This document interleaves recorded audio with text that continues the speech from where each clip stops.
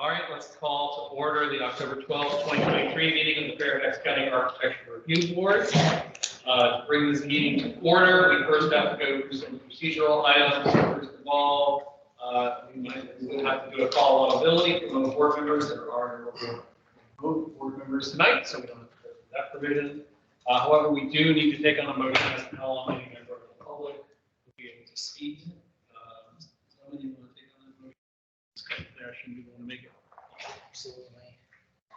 Mr. Chairman, the ARB needs to determine how long each member of the public will be able to speak during the public comment periods. The public will be allowed to comment after the consent agenda items and after each action item as a standard ARB practice. I would move that each member of the public will have 3 minutes to speak. All right, we have a motion. Is there a second? Seconded by Ms. Orr. All those in favor? Aye. Any opposed? Any abstentions? Motion passes. All right. That gets us through the procedural stuff. Some other notifications. This meeting is being recorded. The recording will be posted online in about 10 days. In addition to that, are there any other technological things, Daniel, that folks need to know about? Nope. Nope. All right. Well, then we can truly move into starting our meeting. We start all our meetings with a reading of the statement and purpose of the 10th Historic Overlay Districts that Mr. Zellman has kindly offered to do. Yes, historic overlay districts are created for the purpose of promoting the general welfare, education, economic prosperity, and recreational pleasure of the public through the perpetuation of those general areas or individual structures and premises that have been officially designated by the Board of Supervisors as having historical, cultural, architectural, or archaeological significance.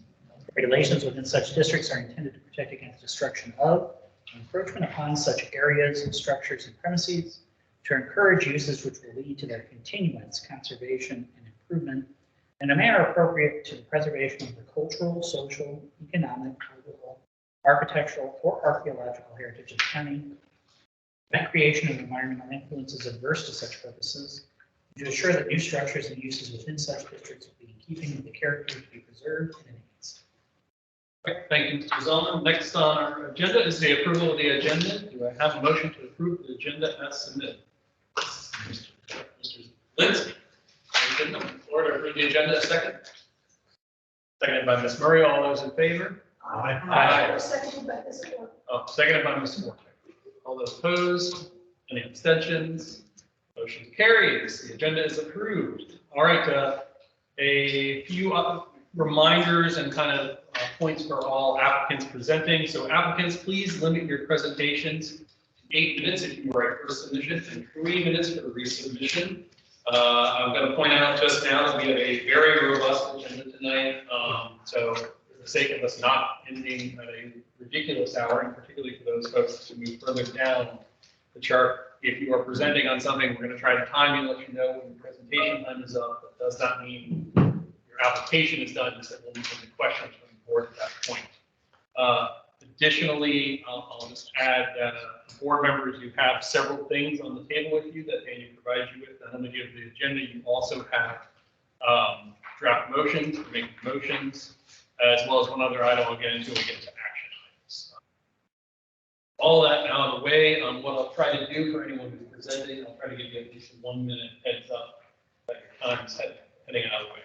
All right, so introduction and recognitions of guests. So we actually have a short introduction by Miss Rachel Kiselevich, who is here from the Wharton Workhouse, who is great for hosting us here. And I just welcome everyone.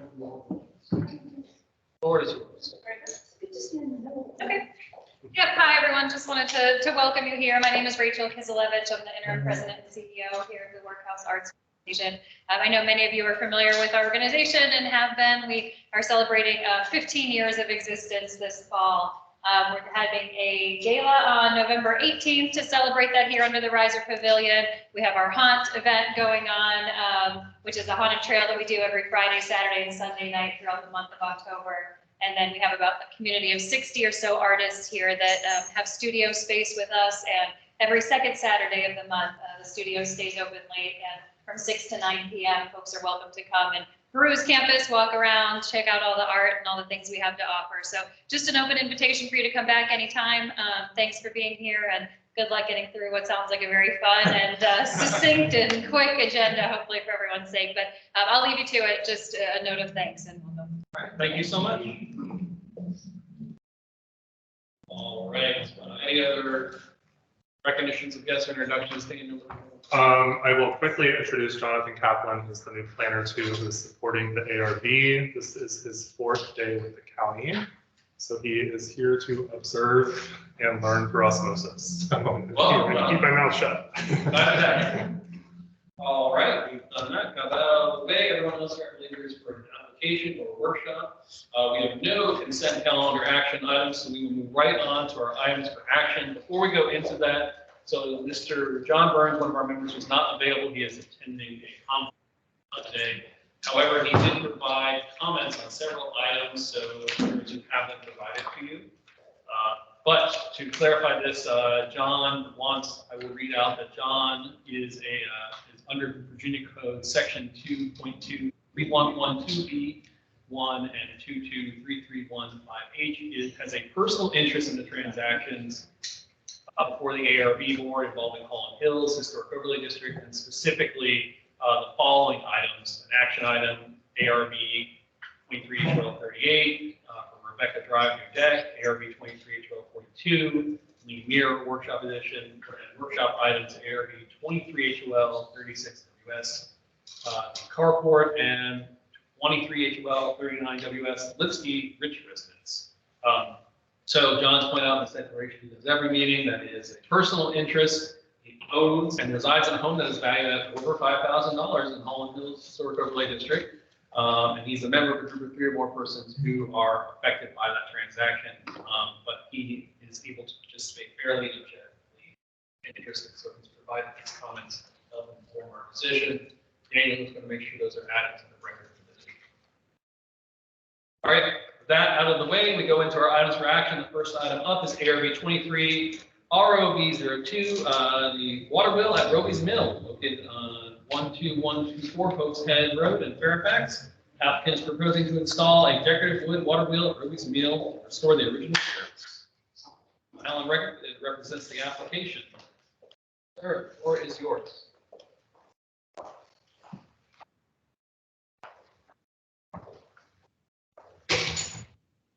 So he's Tony. Yes. We had a great meeting about 2 weeks ago, and we expressed Connie, my wife, Connie Ricker, Alan Ricker, it's me, desire to put a water wheel on Roby's Mill. And the little red dot there, we see our property, and that's on the Piney Branch right near Postead Road, and that's where we want to put the water wheel. Connie did, when we met with the board, it was suggested by the chairman that we do a CAD plan, basically showing in scale where the various aspects of the mill and the water wheel. So this is the water wheel. This is existing. This is existing. It shows the main doorways here, and the suggestion was, of course, we have to build a safety fence around here because the water wheel, if somebody gets on it, could crush them. And so, unfortunately, you see too many lines here. It's the fence line would be this line. The rest of these are dimension lines to show exactly how big it is. And we go for permanent maintenance, and you can have that anyway. And so, you know, there was a discussion about making the fence line bigger. We've already got a lot of fence on the property. This is for safety, and there are going to be a number of interior repairs on this mill in the not too distant future. And so we don't want this fence to be getting in the way of us carrying materials and backing trucks up to do other things for the mill, and that's one of the reasons. Well, the other reason is that we're making it natural because we wanted it to weather grade just like the rest of the mill. So that is, you know, covers most of the thoughts from before. I think that's all I need to say, as we've had a great meeting in the past. All right, Thank you very much. Next, I would ask, is any member of the public here that has a comment on the application for consideration? See any member of the public that has a comment on it? So I would go to any of the members of the board that have further questions. Seeing any, the only thing I've noted, I greatly appreciate your breakdown of your responses to our workshop comments. I think that was very helpful to answer your questions. So if there are no comments from members of the board, I would look for a motion. Linsky. Mr. Chairman, I move that the ARB approve action item ARB 23-ROB-02, located at 12124 Homestead Road, Fairfax. Tax map 0673-01-0010B in the Roby's Mill HOD for the proposed wood border mill and Roby's Mill as submitted and presented at the October 12, 2023 ARB meeting. Reviewed materials are proposals found to meet the requirements in the zoning ordinance 3101 historic overlay districts. Motions are seconded by Mr. Zellman. All those in favor? Aye. All opposed? Abstentions? Motion carries. Thank you very much. Look forward to seeing it. We're very grateful, Mr. Chairman and members of the board. Appreciate your attention to the matter.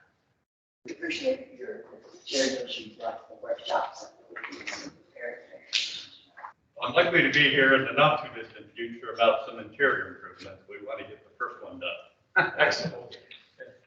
All right, that takes us on to item 2, ARB 23 SMC 05-5640 Ox Road new construction located at 5648 Ox Road, Fairfax Station. Applicant is proposing the construction of a new 2-story residential property.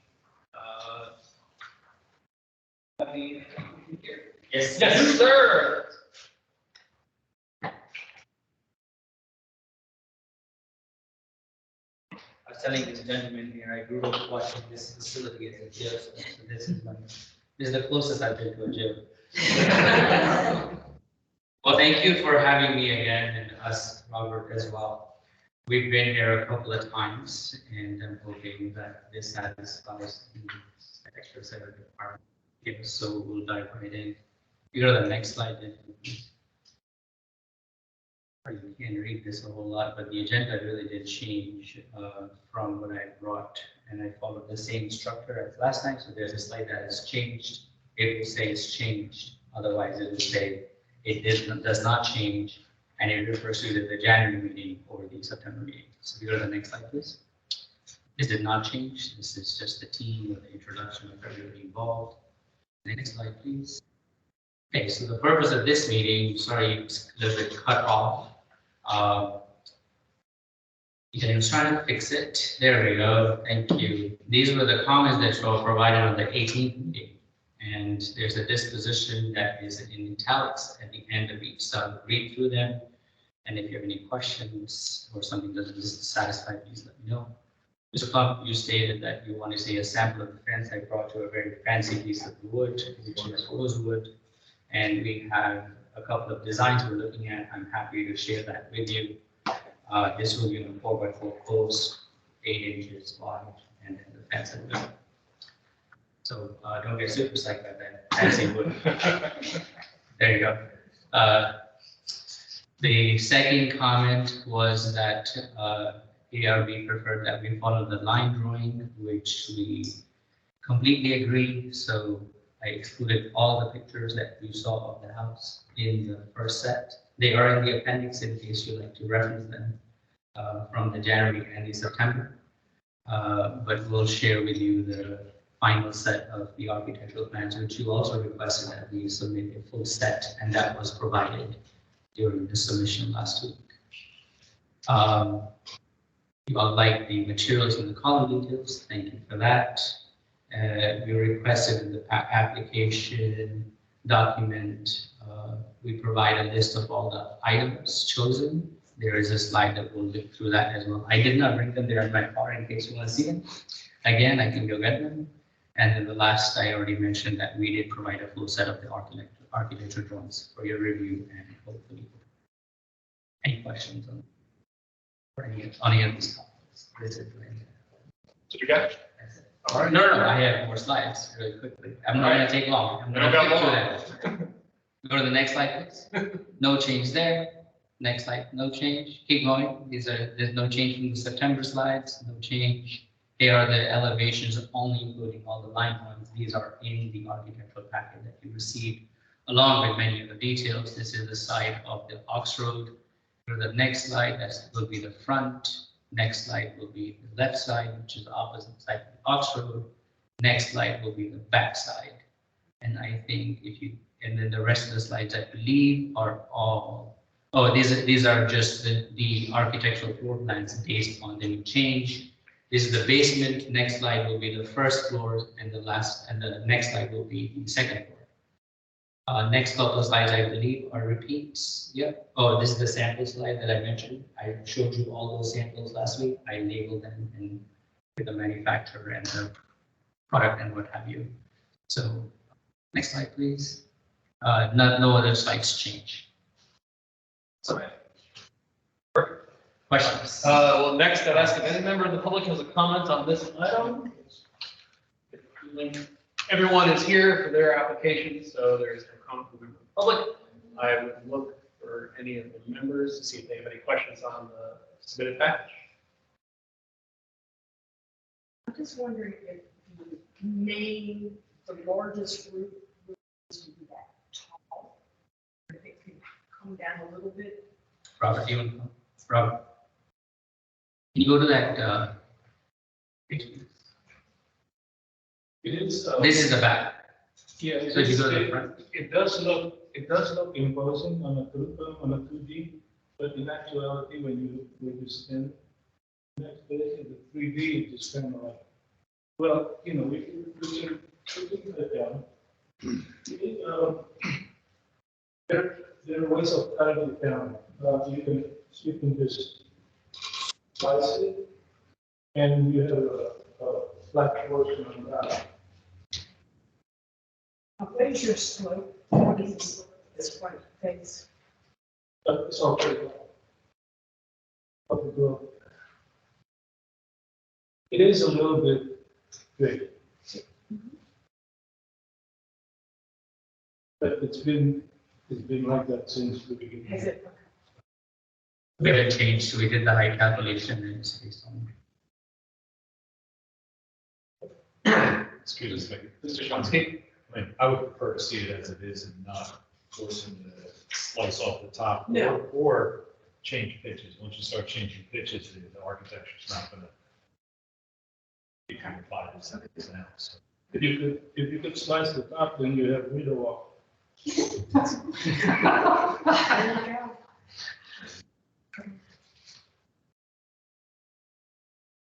Other comments from board members? The only comment I would make to any board member making the motions that we specifically cite the materials referenced in the slides as what we're also approving to just be clear.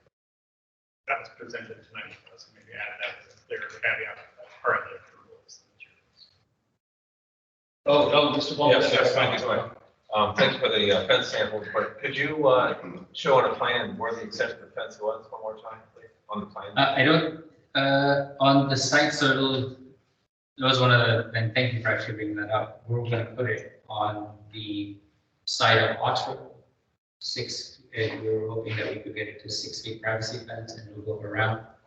And then from there, we went sort of a farmer's fence because that's where the railroad is, right? So from there, we just have a farmer's fence. What kind of fence? Sort of a farmer fence. Okay, the street board fence. Right. Okay. Yeah, but the privacy fence, we would like to put it sort of on the Oxford side and the Poplar. Because of the pool in the back. Mr. Burns' comments into the record, specific comments? I wasn't going to read them specifically aloud, but I can if you think that. Should we be doing that?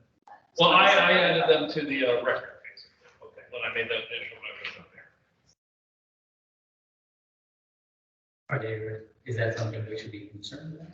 No, Mr. Burns provided his comments for mostly, I think, informing us, and I think we could bring them up there. Mr. Burns was not around for most of this application, actually. Are any other comments by board members? Be happy. Mr. Kalinsky. Chairman, I move the ARB for action item ARB 23 SMC-05 located at 5640 Oxford Fairfax Station tax map 0771010057 in the St. Mary's Church Historic Overlay District for proposed construction of a two-story residence as submitted and presented at the October 12, 2023 ARP meeting to include the material slide as presented. Upon review of the materials, the proposal is found to meet the requirements of zoning ordinance 3101 historic overlay districts. The motion for a second. I think it's a three-story residence, correct? Okay. Okay, well, we gotta have a second for the amendment. Okay. So, seconded, seconded it, and you're clarifying That's that. three-story. Okay, is that acceptable, Mr. Kalinsky, to make an amendment to your motion and clarify?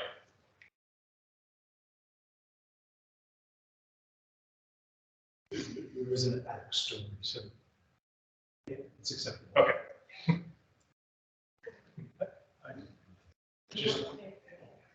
I wanted to reflect properly. I just don't want it to reflect that we're approving a three-story. Two-story with occupiable attic, perhaps? Maybe that's. Hold on. I'll fix you.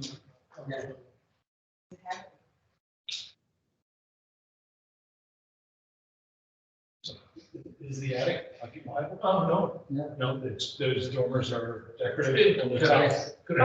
Otherwise, it just looks so bland.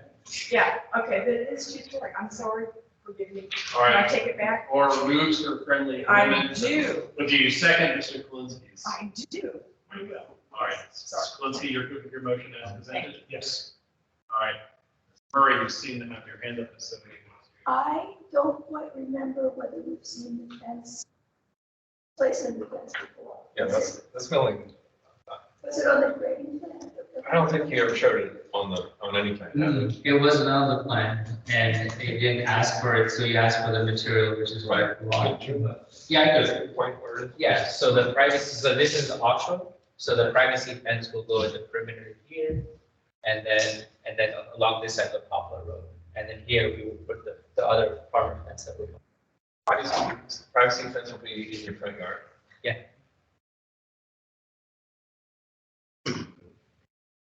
It'd be kind of awkward, I think, in my opinion. I think I understand the privacy for the pool area. And where's the three-board fence? Along the side. I mean, we wouldn't want, Well, right now it's a very pastoral feel there, like the district itself. I don't think you see any 6-foot-high border fences along Ox Road in this area. I mean, usually it's no fence, landscaping, or We could replace that with landscaping. We could put landscaping there if that's what you prefer. I think so. Well, especially the front, I think it's going to be awkward because if I recall, Ox Road is lower than your property or higher. It's a little bit higher. Yeah, a little bit higher, so therefore that 6-foot fence may not benefit very much because of the elevational change when you're in your car. I mean, generally there's no path trail along 123. It's all drive-by traffic. I think I would probably prefer actually no fence at all and just do it landscaping best you can to screen that.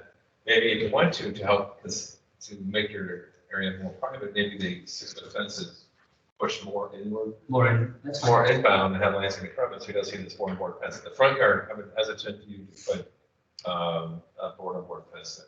So maybe we could have the approval of this, but the understanding you come back for. That's okay. Well, I've got an active motion on the floor Okay, right I'm now, sorry. so it either needs to be, it needs to be, well, it can be definitely amended by our landscape architect. Sure. Propose a friendly Yeah. amendment. I'd like to propose a friendly amendment that the applicant, that the applicant submits a plan for either staff approval or maybe come back one more time here just for the approval of the fence location. I would suggest you instead just make it a condition, Joe. Make it a condition. Make it a condition of what type of fence you want to see, Sure, I would say, or no fence. I would say prefer no. So we'll just say no fence. Sure. We'll just say no Yeah, fence. landscaping, yeah, But we won't say no fence, that's fine. no fence.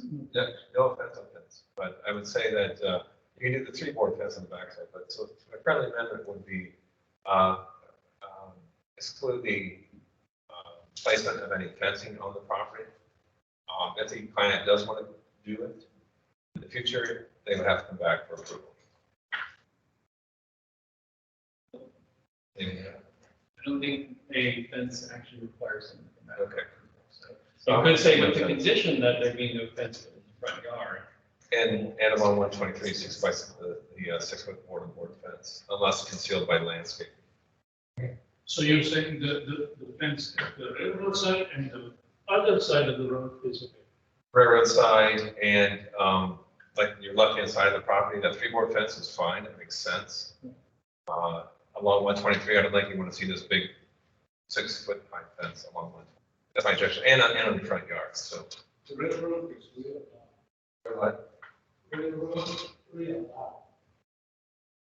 So, Joe, if I'm understanding you, you're saying that the condition that no fence be placed along Ox Road And Poplar Road. and Poplar Road, 6-foot high. the landscaping. But the landscaping would take its place for the fence along those 2 roadways. Okay, That's that's fine. So That's what you're the going motion, with. the amendment that Mr. Columbia is proposing is that the condition of the be no fence placed along Ox Road or Poplar Road, allowing landscaping to be used instead. Right.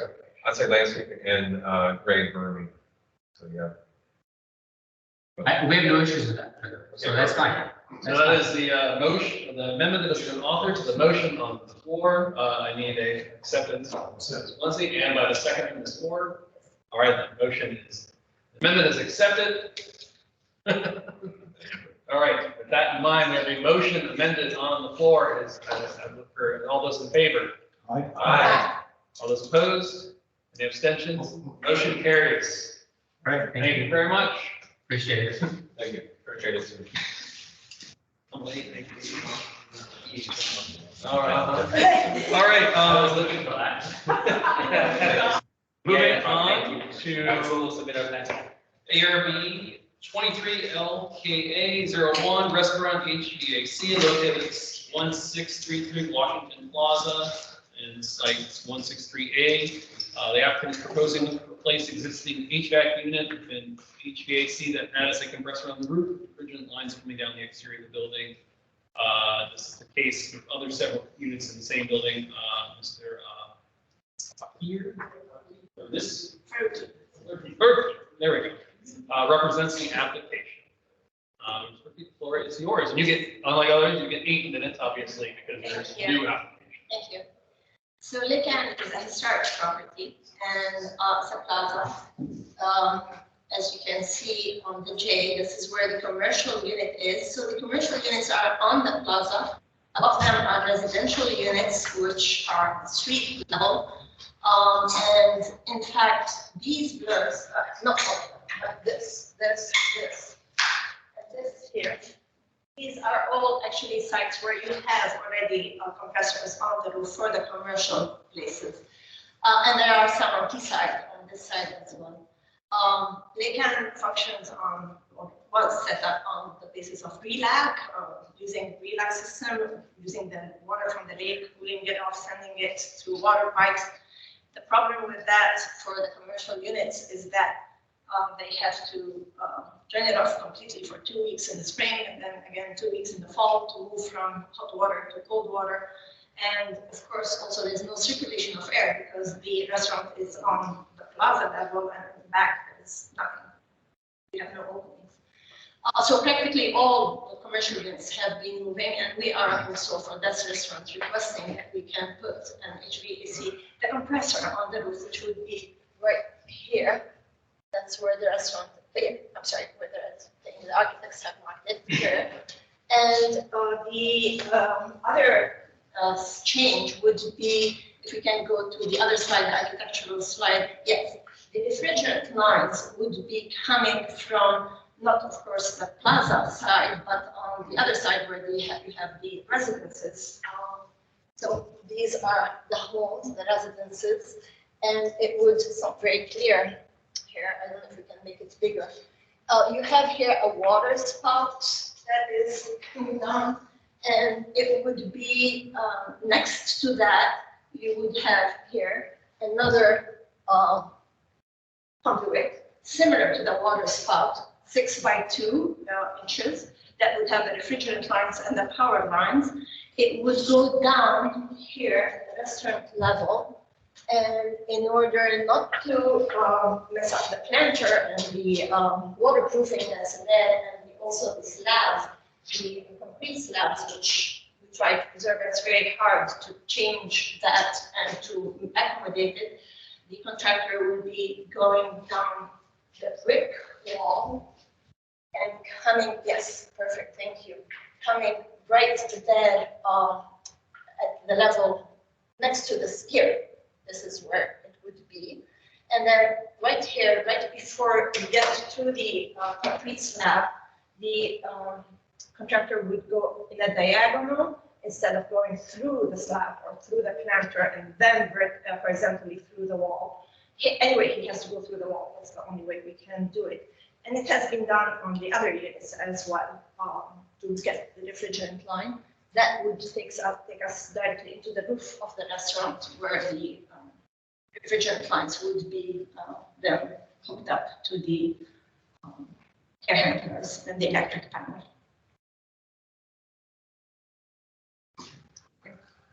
And it would be covered, that was the request of LARCA. We have the approval of the Covenant Committee of LARCA, the Architectural Covenant Committee of the condominium. The request was that this conduit would be covered with the same color as the water drain that you have there, so that it wouldn't be very different influence on the wall. I think that's it. Are there questions? Okay. As normal, is there any member of the public that has a comment on this one up for application?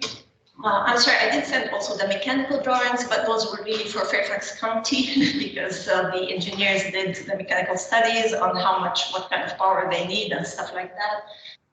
We did include them here, but the demand of Restaurant Association and Fairfax County and the condominium is that they are, because it's a historic place, approves that. Understood. Yes, we have no members of the public that have a comment on this one. And I'll point out that this one, just for ARB members, we previously had an issue with a mechanical project occurring at Lake Ann that did not come to us. And we found out that for the most part, mechanical permits don't tick the box that make the heritage folks know that they need to send it to us. And so it seems as though Denise and them have gotten that addressed in a way that is working somewhat. So that obviously, additionally, as the applicant pointed out, the design review board at Reston and Marca also indicated that they're in the HOD, so they should come to us, but that was a challenge we had. Another one, if you recall, it's a very large event.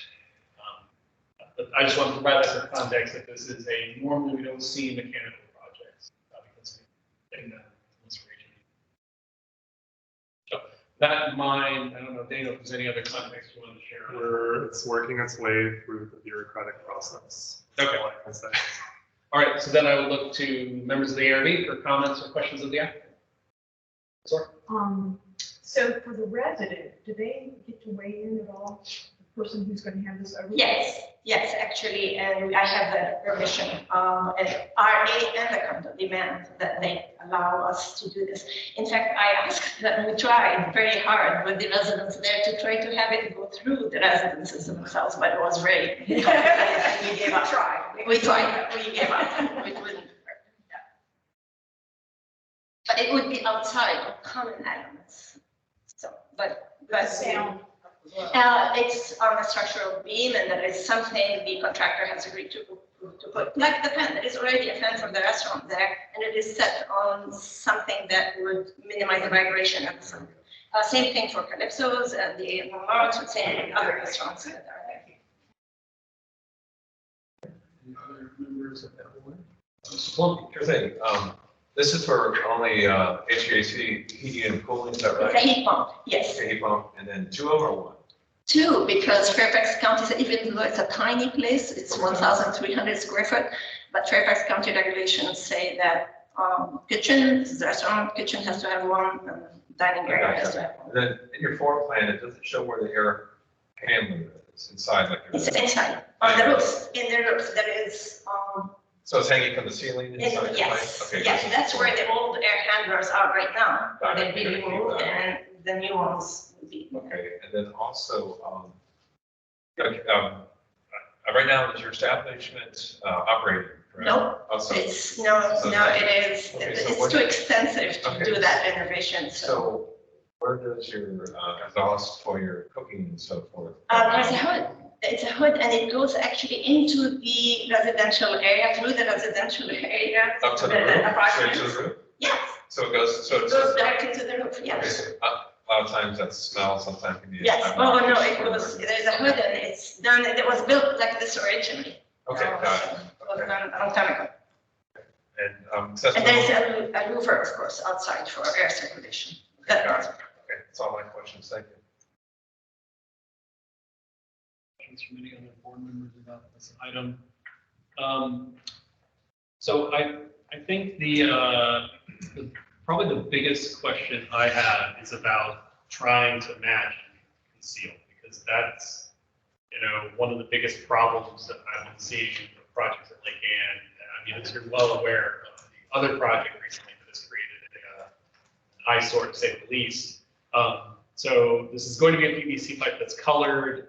One, obviously that means it's eventually not probably colored. It would be PVC cream color, which is the same color same color as the water spout. You're gonna pick it's gonna be, okay. Yes. All right, I was That- worried that- it's gonna be painted, that was my concern. is that- No, and that was a requirement from the condo, actually, that it would be the same kind of Okay. PVC cover.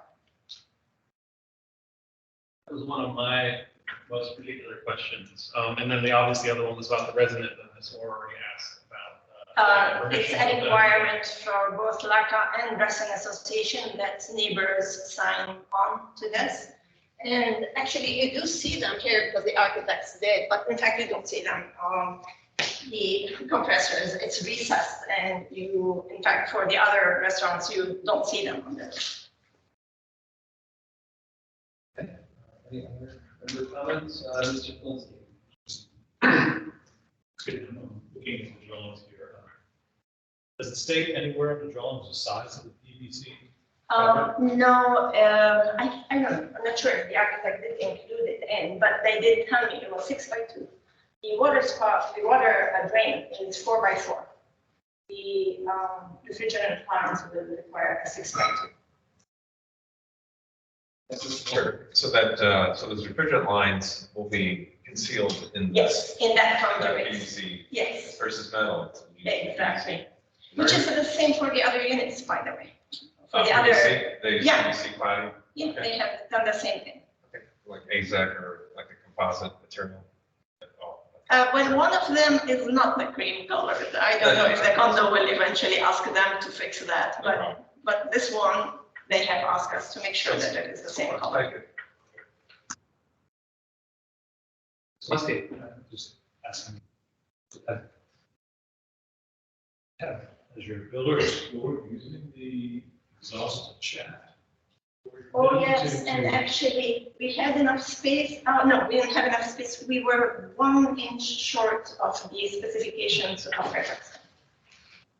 So Fairfax County said we couldn't use that shaft, so we had to go from the outside.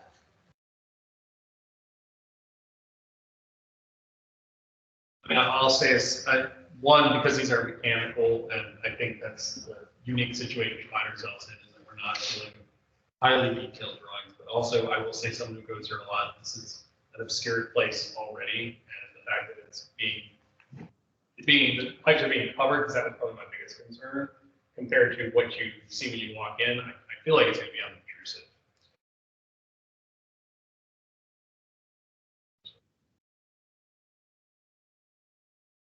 I think for the long-term preservation of the building, it would be good if there was some sort of better resolution. Running wires down, not wires, but pipes, down the side of the building. Particularly visible from the parking lot. Fortunately, it's not on the interior, pedestrians are always circulating, but it's just, it bothers to me that, well, I've seen it in the storage district before where wires and pipes get run along the outside because it's the most convenient way. it's just not an ideal situation. Questions of what, at what point is every unit covered with multiple downspouts or fade downspouts that, to cover? So basically, all of the units have them already. These units, if we can go back up to the map of it again, this one here. These are already all have them and have those conduits. And I think what Mr. Clinton is getting at is not, because we had a similar issue with this where I did, where you were here, Steve, about the storefronts. And it was a storefront that was getting replaced, and they were going to remove one of the last bits of wood from the original storefronts. And I threw a hissy fit, particularly because the applicant said, oh, well, everyone else has gone to metal and aluminum. And I said, that's great, but that's not what was original. In this situation, though, I will say we're constrained by the fact of how Lake Ann is built. And the recent studies that have been done, I think part of the problem is it was designed in a way that it's got to find a better way to accommodate it, but I don't know if we can solve one in my mind at this point for this one. There are going to be even more that start coming that are going to be even more dramatic problems. Structural problems. If I may, I was just going to add that, yeah, this restaurant here will need to have something like that, and they're considering it, but they have the business corridor, and they can put the conduits right there, the refrigerant lines, which we don't have. We don't have a business corridor on this side. And Calypso's has it already from within. So it's only one or two other units that we have to add some of those conduits. But it is the only way we can get the cooling into the restaurant and the heat pump.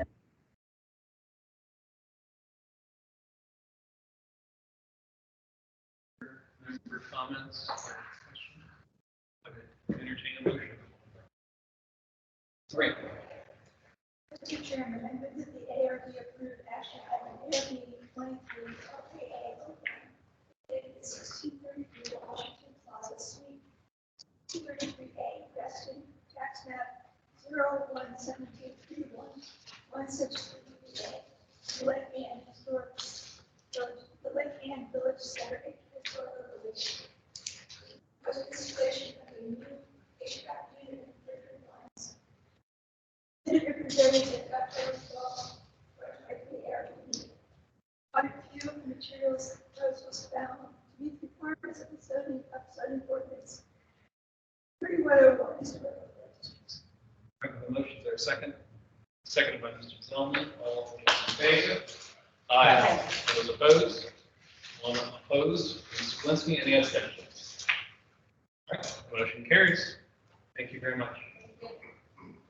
All right, that takes us on to item 4, ARB 23WEL03 Richmond Highway BRT, located at 5800 Full Road in Fort Belmore.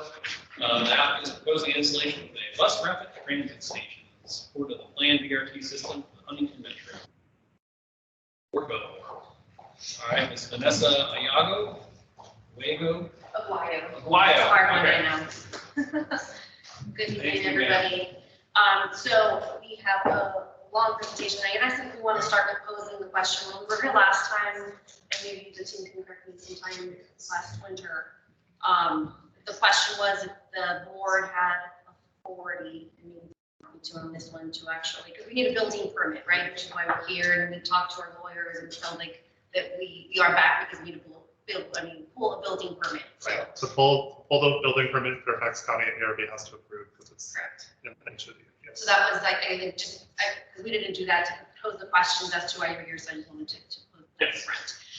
With that, let's go to the next slide. I know I only have a couple minutes. So here's just our alignment real quick. You can see at the bottom is Fort Belmore with the little circle that you see in blue. Those are all our stations that are going up and down the corridor. When you're looking at a system or a bus rapid transit system, we want them to all look the same because we want people to know that this is where they're supposed to corridor. So just some of that context. Go to the next slide. Next slide. I won't go through this next slide. Yeah, I would assume that in particular, we received the materials you submitted, so, and we've seen Okay. this before, so I would focus on what's. Exactly, that's what I want to do. So we're just gonna, we have a lot of lovely information, and if anyone is interested, I do want to stop real quick here. The stations, we did go a very lengthy process to kind of make sure we go back and look at the history. We know although it's rich, it has a lot of historical resources in the quarter. So we did have a public meeting. We have a board that sits the Chairman McKay supervisor. After we get surveyed, we had a couple of other station design concepts. They do approve them, and so that's how we got here. So you can see the whole process goes back to 2019, 2018, when we kind of started this. Let's move on. Continue. Just some of our design elements, as you'll see, we'll show you the final, but we obviously have to look at safety components, comfort elements, wayfinding, etc. But the one thing I just want to hit on is what we call community charm at the stations. So while all the stations are going to look the same, that's for maintenance, and again, so that people know where they're going, where they're supposed to be. What we do want to bring in is the community charm. The CBCs or the centers along the corridor are different, so we wanted to bring that into the stations. So if you continue on to the next couple of slides, to continue skipping, here's the final design, and we'll show you in context of where it's going to be actually on the court. Let's go to the next one. This is the windscreen design, not for our stations, but this is an example that's down in Richmond. They kind of gone through the same process, and for them, they're actually looking at all their areas. So you can see VCU, Carver, if you're familiar with Richmond. But if you go to the next station, this is actually a mock-up of the artwork that will be behind or in between the columns of the station. So I'm going to just bring this forward because, again, the station itself all be very similar or the same, but the artwork that you see behind it, that is actually different because, again, we want to bring those local or very local elements into the stations. So other than that, now we're going to go into the heart of it, that I'm going to have our station architect come up here and kind of go through and show you specifically those elements or talk about the station itself. Right? So let's continue. Go to the next slide. There you go. I'm not sure how much time. Right, so I think what we can probably do is tell you what we've changed since we talked about it.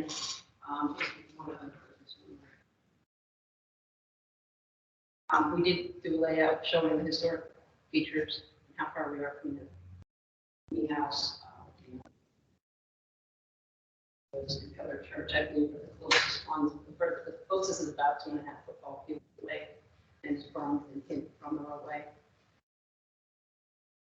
This gives you, we're zooming in now. This is obviously the station location next to Fort Belvoir entrance, and then new entrance. Perfect. Thank you. Good. Okay, next slide. This is close up, and it's something that you guys have asked us to supply. It shows the view of experience now, up and down highway.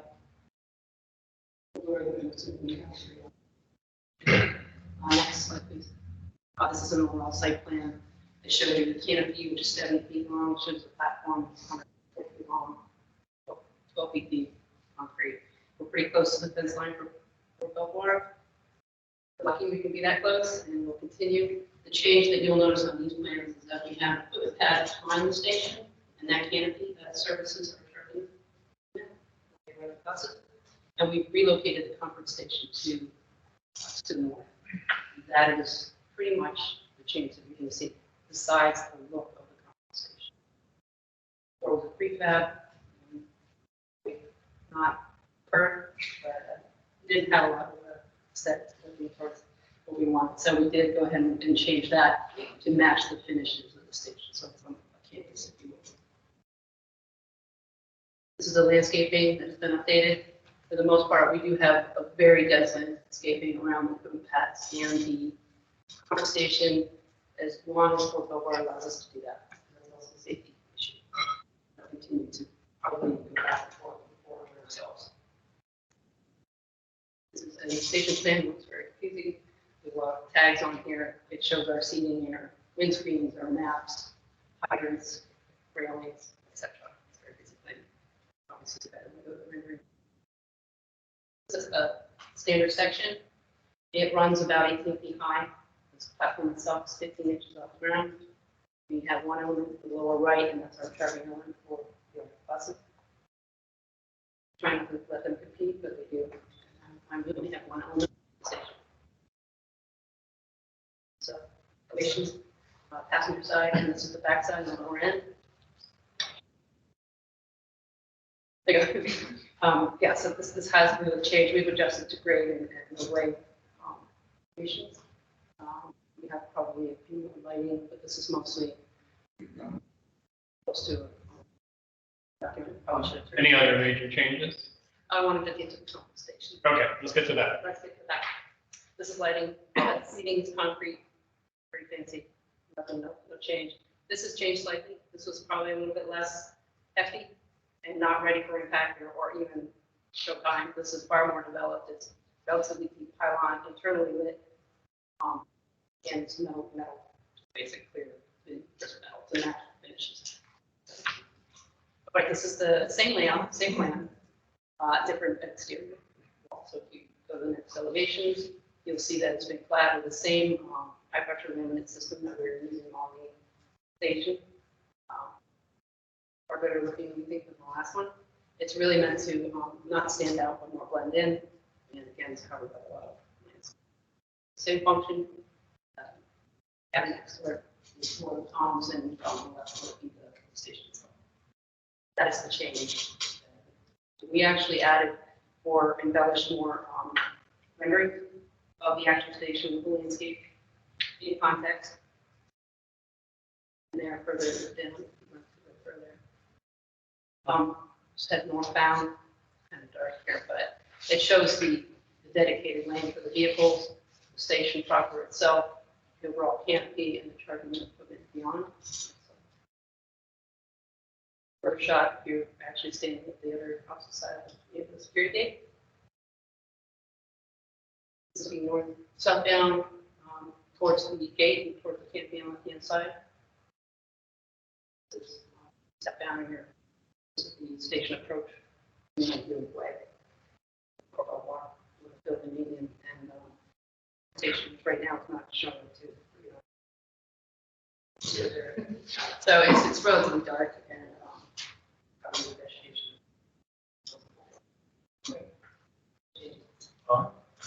Any member of the public that has a comment on this item? Not seeing any. One of these days will happen. So then I would turn it over to our board members for any comments. Ms. Swan. So now I see the material, we have the concrete for the seating and we have the steel column that got painted. The majority of the canopy and the slanted wall will be covered by metal panel. It's actually a high pressure both finishes, both the lighting are the same. Can you say Yeah. that again? Oh, it's a high pressure laminate. High pressure. Yeah. See mosaics with the buildings, the more modern ones use a lot of colored panels. That's the material. Colored panel. Very, very durable, really hard, and has good color choices, which is one of the reasons we selected it. So it appears to be almost concrete, but it's a two-tone high pressure laminate.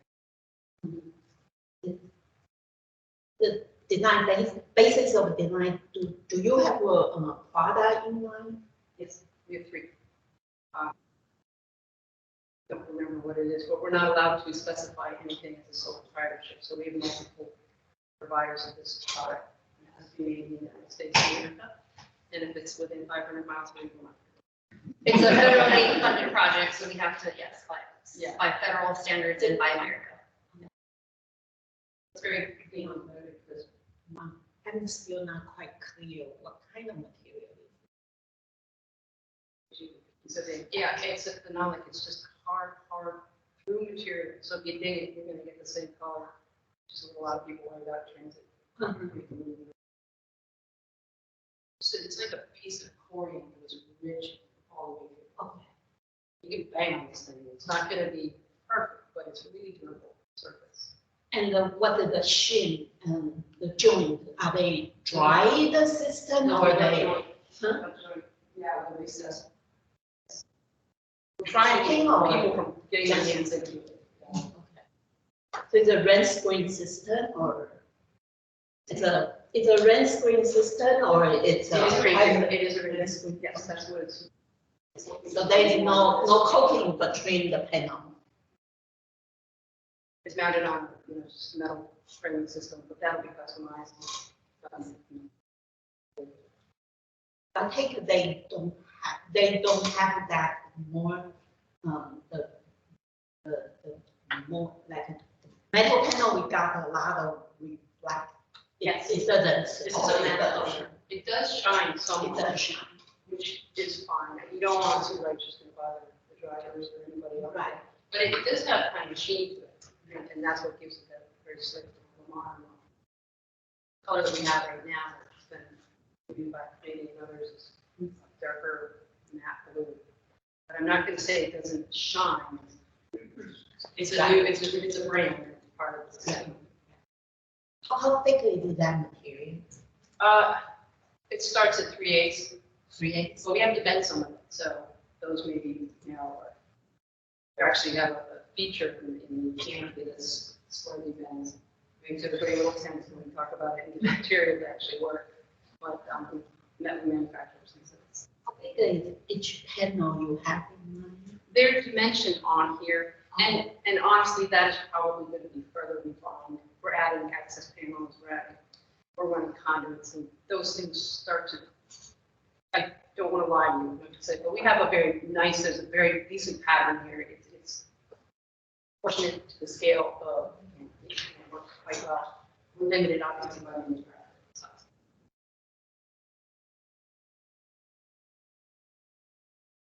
Other member comments? So you mentioned community outreach and everything.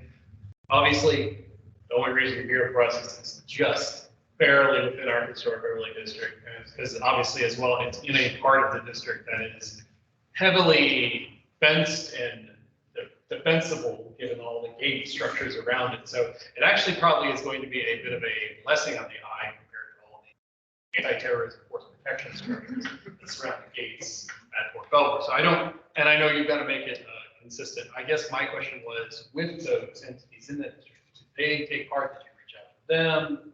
Particularly, I'm thinking of the Quaker Meeting House or Woodlawn. Did they take part, or did they provide any input into this process? So we, through NEPA, there you go. We did our 106 historical process, right? It's part of our NEPA process, so they've been engaged through that. You know, we have stations. We actually did, and I'm going to get this wrong, an aerial and survey view to make sure at least all of the historic. So like we're pretty, well, we talked about Woodlawn, we're pretty far. There's actually some worry about even Huntley Meadows getting, you know, the gorgeous view that we have at the top, to making sure we don't, so we have looked at some of those things. Yes. What was the effect finding? Do you know? The DHR concurred with a, not, I'm looking at him because I always get this wrong. No adverse effect. All right. That's what I have. All right. No, that answers my They did make it conditioned upon DHR review of the noise walls, which now are no longer proposed, and the station design. So DHR still gets one more look at the station. That was my own. We also consult quarterly with National Trust and keep them apprised of our design every 4 months. But I would have hoped they would have been here.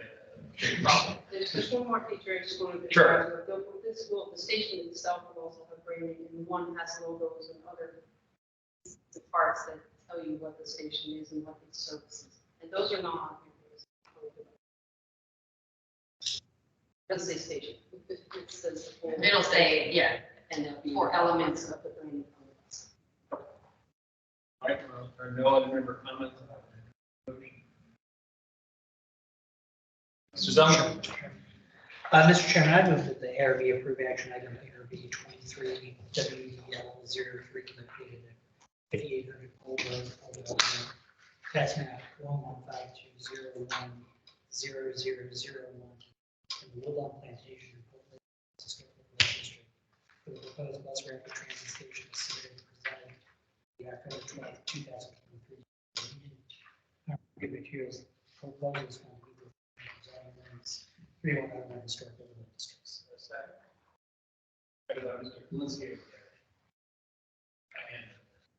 All right, all those in favor? Aye. Aye. Opposed? Any abstentions? All right, motion carries. Thank you very much. Thank you guys. Appreciate all your. I just have a real quick question. Is this the first station you're going to get built? Is this the first one that Roby built? Probably not. We're going north to south. And South. for now, until the contractor actually comes in and they have a choice to kind of, When will the first one be built? Back up the farthest north one, that's our. What's the timing plan for starting? Well, the road is first, so we could start sometime in 2026, and then the station is probably at the last thing.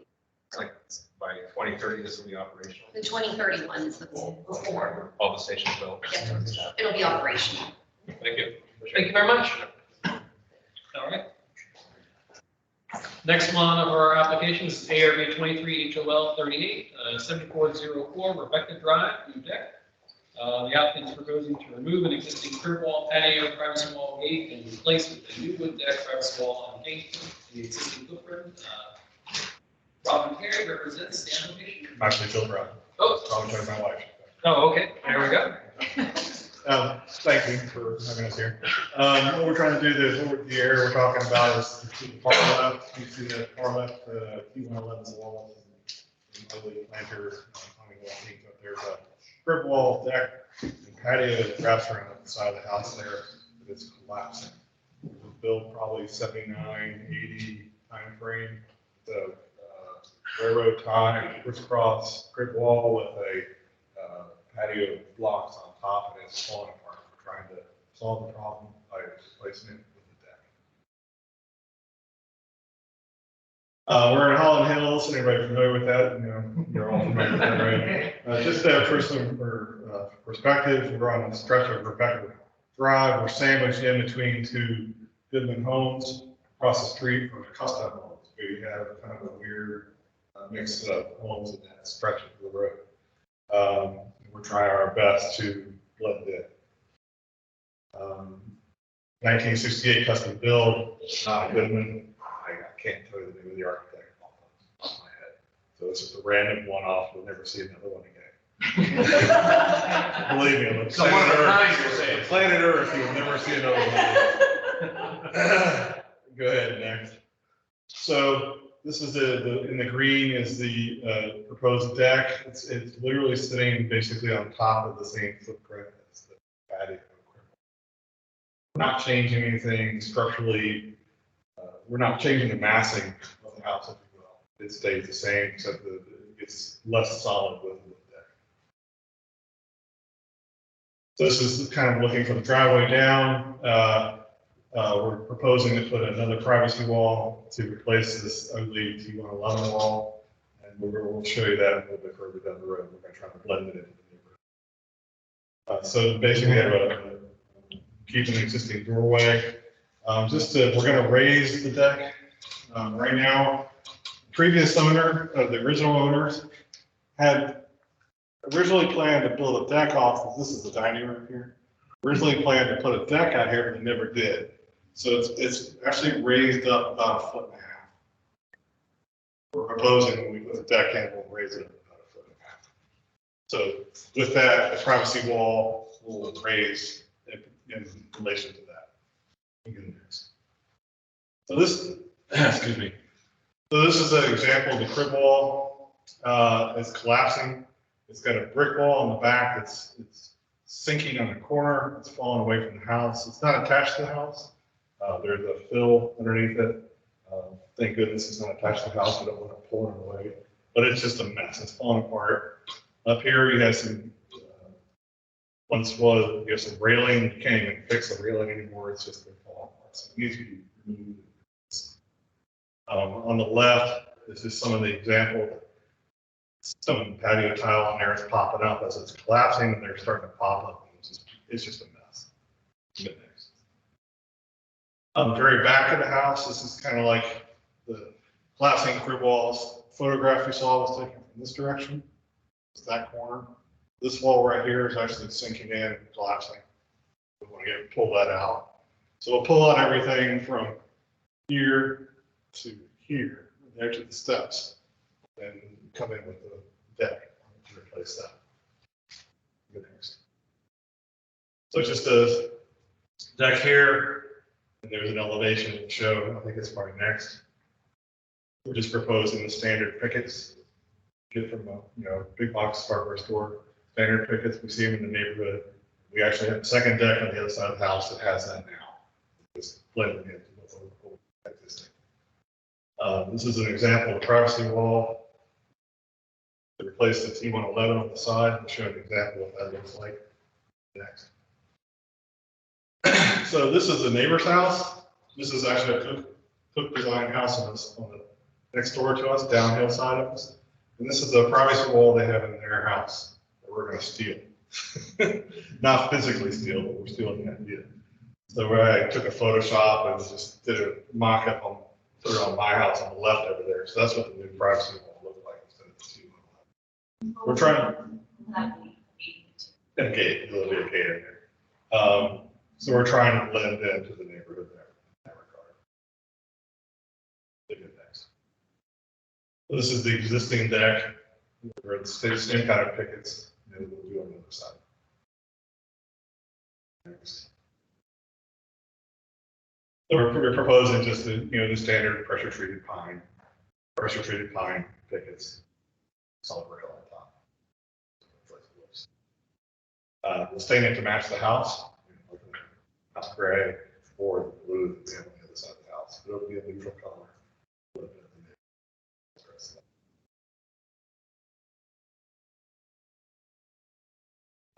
Any member? Yeah, that's it. Any member of the public has a comment on this application?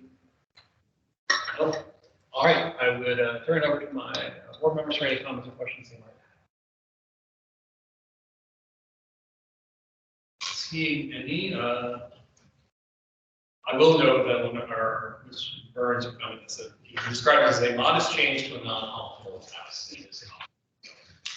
I think that kind of summarizes it rather well. No other comments, I'm going to entertain a motion. All right, Mr. Murray. Mr. Chairman, I move the ARB action item ARB 23 HOL 38, located 7404 Drive, Alexandria, tax map 090406, Holland Hills Historical District. For the proposed deck, privacy wall, and gate, submitted and presented at the October 12, 2023 ARB meeting. On the materials, questions, requirements of zoning ordinance 3101, historical district. Okay, motion there. Seconded by Ms. Orr. All those in favor? Aye. All those opposed?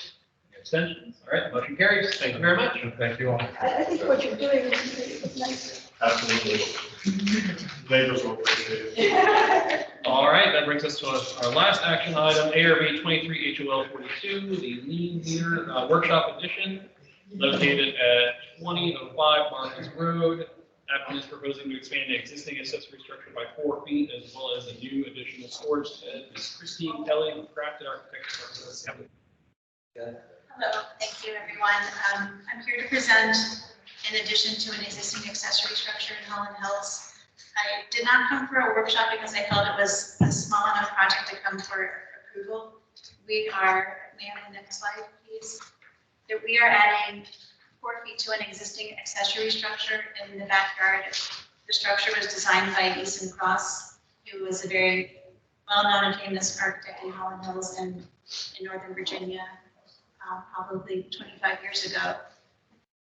And behind the accessory structure, we're also proposing a small storage shed that meets the Fairfax County setbacks and height requirements for storage shed.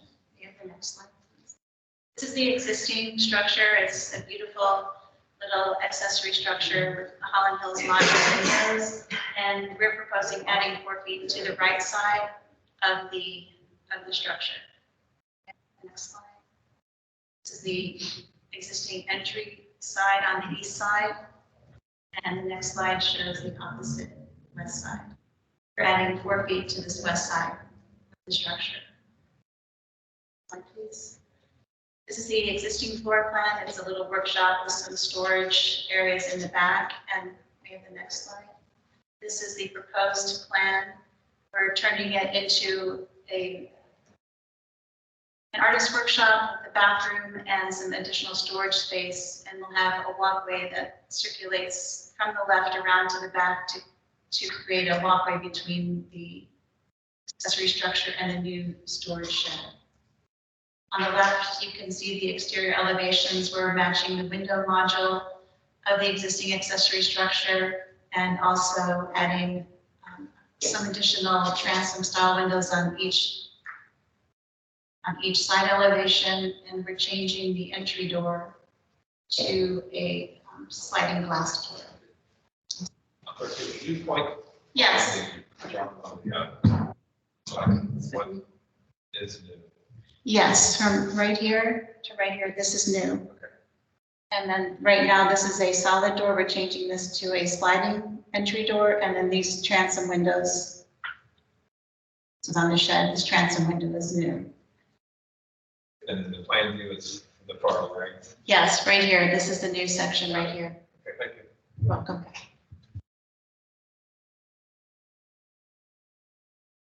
And the next slide, please. This is where the 4 feet foundation plan for the addition as well as the new storage shed and the framing plan. We're matching the size of the existing 2x8 roof frame structure in the shed roof, and the storage shed will have a flat roof. And the next slide shows that we're matching the existing T111 siding and painting it the dark blue, and then the flagstone patio that's between the accessory structure and the storage shed will be the cut flagstone.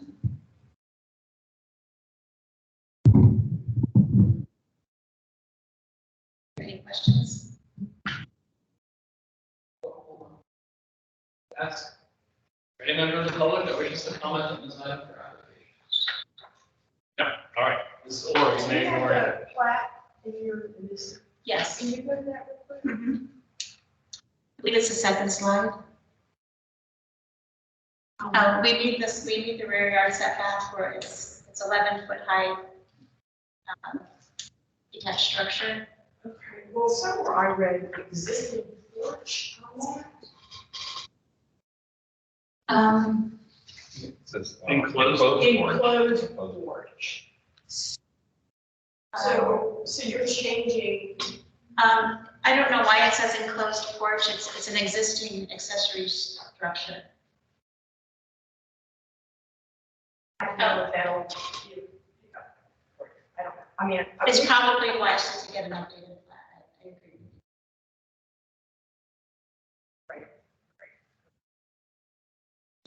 Sure. Then the new storage shed, that's also new, of course, besides the existing structure. That's almost kissing the property line. Is that It is. acceptable? Yes, it is. It's 8.5 feet in height, and it's permitted to be actually on the property. We're sitting 1 foot, I think 1 foot off the property. And there's a stockade fence of your neighbors behind you. Yes. And that's 6 feet tall or whatever. It is, yes, and that belongs to the neighbor, yes. How do neighbors gonna like the 2-foot building, the 2-foot more building showing higher than their fence? Are they okay? Actually, they sit a lot higher than, the neighbor behind is not a Holland Hills neighbor. And they actually sit up quite a bit higher, so I don't think it'll impact them. And I did take this to the DRC for review. And then lastly, is there any HVAC, like a through wall? No, there So it's not needed, so it's not conditioned. They don't want to.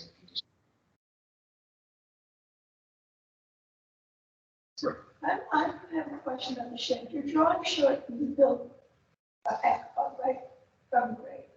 It's going to be 8.5 feet total, including. It has to be 8.5 feet from grade, yes. So, but you're showing an 8.5 foot shed that you're going to have to elevate, aren't you? To put things underneath it. Right, it'll be we'll put it on a slab. So it would really be an 8-foot shed? Yes, it's really an 8-foot shed with. Okay, that's what I wanted to concern, but your plan is to make it 8.5 feet tall, whatever you have to do. Yes, but it's really an 8-foot shed, yes, with a 6-inch concrete slab. Okay. Yes. Zelinski? I just want to compliment the applicant. I think it's an addition to a very nice little design. It's a beautiful little structure that he's designed. I was going to have to agree with Zelinski. I think you're right. This is a simple one. Other ones. Simple but elegant. Yes. Yeah. Well done. All right. There are no other comments. I would entertain the motion. Mr. Zelinski? Beach, sorry. Mr. Chairman. Sorry, Joe. Chairman, I move the ARB approve action item ARB 23HML42 located 2005 Martha's Road, Alexandria. Tax map 0933040163 in Holland Hills Historic Overlay District. Proposed addition to an accessory structure and new storage shed as submitted and presented at the October 12, 2023 ARB meeting. On review of the materials and proposals found to meet the requirements of zoning ordinance 3101 historic overlay districts. Resolution seconded by Mr. Lumpy. All those in favor? Aye. Opposed? Abstentions? All right, motion carries. All right, that takes us out of our items for action.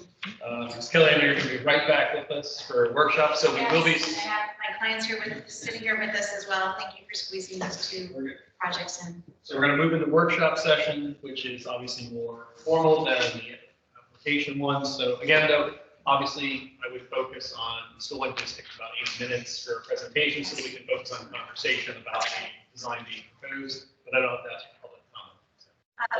Yes, this is for a new carport on Range Road for the Derilla Esser residents, and my client Glenn Esser is here. If you'd like to add any comments. Let me read out my tagline real quick. Okay, I'm sorry. For formality's sake, I feel like I have a job here. Item 1 in the items workshop, ARB 23HOL 36WS, Corolla, carport located at 7602 Range Road. Proposed carport addition, a new driveway, and it's Elliott. Perfect. May I have the next slide, please? This is the existing structure on Range Road, and we are going to be adding the carport to the left. The double doors are the front entry to the house, so we'll be adding the carport just off to the left and creating a new curb cut into the carport, which you'll see in the next slide, which is the site plan. Right now, the existing driveway is down on the far right. It's just a little parking pad, and we're proposing adding a new carport on plan left and a new curb cut and driveway coming in off of the left side of the property line. Next slide, please. This is the floor plan for the carport. We do encroach into the front yard setback, so we'll be requesting a special permit, and that's just in order to fit a comfortable 2-car carport. And from the carport, you'll have a little covered landing and enter the existing door into the front foyer. This is the roof plan. It'll have the existing house has a combination of flat roofs and shed roofs, and we're proposing a flat roof on the carport. This is the front elevation. The center area is the main entrance to the house, and this is the carport. This is the opening you're walking through to go into the air from the carport. This is T111 siding to match the existing house. So this is from the side elevation and the back.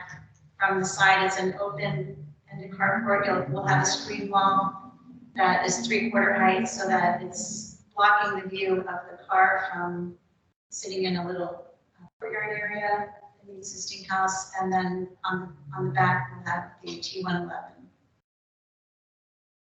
alongside of the carport in the back. This is the open portion.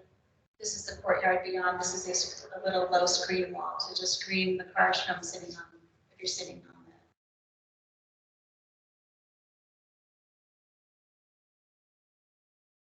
it. Everything, welcome your feedback. Okay. I will turn it over to members for comments and feedback on it.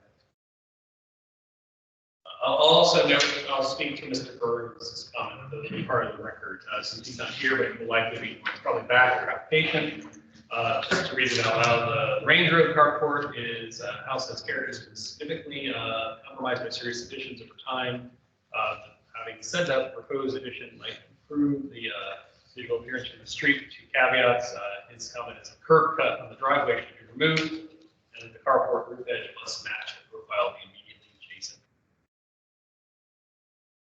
I don't have any feedback on either of those 2 caveats, Mr. Burns. Does he mean that this roof line should be up here? Or? So about him being here, it says the carport roof edge must match the profile of the immediate adjacent previous.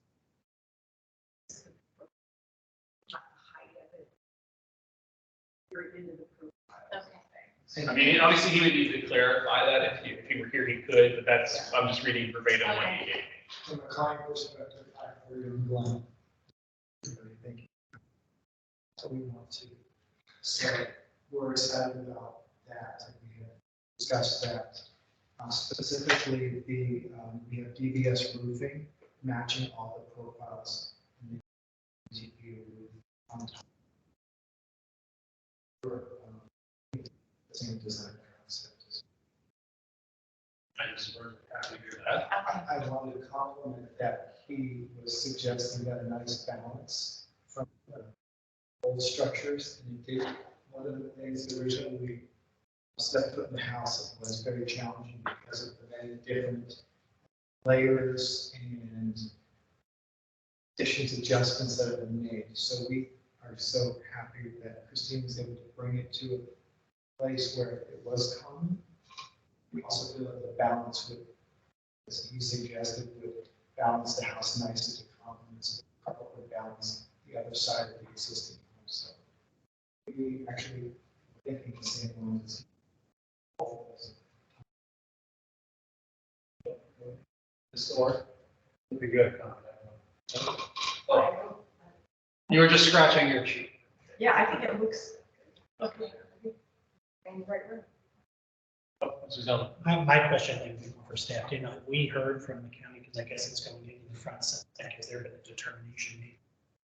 No, we'll be applying for a special permit. So we Similarly, haven't started that. We'll get through all of our approvals and then start that process. so there would similarly need to be recommendation by the board recommending the special permit and then the design to the permit. All right, what about the current curb cut driveway? And John is recommending removing that. Removing. So we did speak with VDOT. They suggested keeping it. It wasn't a cost thing, it was more of a, from a client perspective. That option for us, as we looked at the design and the flow of the house, our two homes, we have children as well, and although they're young, it would be more accessible for us to use the carport and for visitors to use it's really a landing spot. So our visitors would have a spot to park. We wanted to keep the driveway narrow so we wouldn't have cars parked in the driveway. So we were trying to eliminate the stack of cars in the long driveway and have a small spot there. So we were thinking of all of those were suggestions and thoughtful decisions that we would contemplate. If you are going to keep the existing driveway, could you have some kind of walkway or pathway to the front door? Yes, that's the plan. Yes, we're just getting things done in stages. When you come back, it'd be great to do, that is to show a plan that shows the new hardscape plan wise and maybe some conceptual planting areas and lighting. Mr. Gillespie. Looks like your carport, looks like you're trying to stay out of the setback. Also, you're just I know, cantilevering. no, actually, we're in the setback. Setback. It's just a shame that, I mean, I understand why you can't We did necessarily try, shift it. just carves just too much off of it to shift it back, just to make it a comfortably sized carport. There's also a tree that we were really trying to accommodate, state needs and heritage tree. We delicate around that, so there were some additional considerations. We're also Show that for. I will show that. Yes. That'd be very helpful to know those constraints. Okay. Fine modifications. I think also when you do proposed grading or to, for this driveway and the addition to future that proposed grading closer to that tree. I think I understand where John's coming with the driveway, and I think part of it, just don't want to have this artifact lost in space that kind of stands out and detracts from the new work that we're going to do. I agree with you, it's going to really kind of tie together the home a bit better in that sense. So I think perhaps, and maybe I felt like they weren't, we did have the pictures, but I don't know, and sometimes I have a hard time wrapping my head around the full perspective of all the houses in Holland Hills, just given the way the neighborhood is laid out. And so obviously John has an encyclopedic knowledge of them. But he's not here, he can't do it himself. But so maybe some perspective on that as to how it's going. I want to under that, and I think that what Mr. Colby is getting at, like, help me understand it better. The houses that we have planted around that pad, if Can we you go will. back to the photo?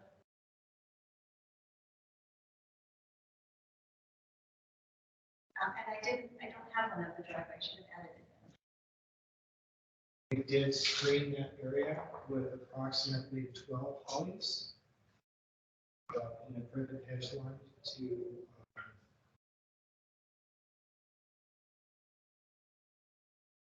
present it as such as or something. So it does quite well. I think once you put the walkway in and there's a Right, landscaping and I'll line, delineate that there's a better. purpose for it. I'll delineate that better on the plan. So it's not look like, I think Mr. Burns is part thinking like leftover appendage, you know, maybe we can make it belong better. That's all. I think it's any big deal. Proposed material. It would be consistent with, I think, with the other side might be. Something a little bit. Gravel or something.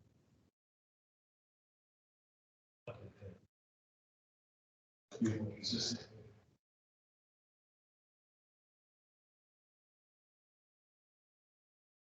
There, around the board, see if there are any other comments. Sounds like some additional information will help inform the final package. Obviously, you've got to clarify a few things, but I think hopefully we've given you enough feedback to come back. That's great, that's very helpful, thank you. All right. Well, thank you, and then let's just turn it over to you again with ARB 23 HOL 39WS, the Lipstick Ridge residence, located at 2310 Sherwood Hall, two-story addition and new carport. Ms. Christine Kelly of Craft Architecture represents the application.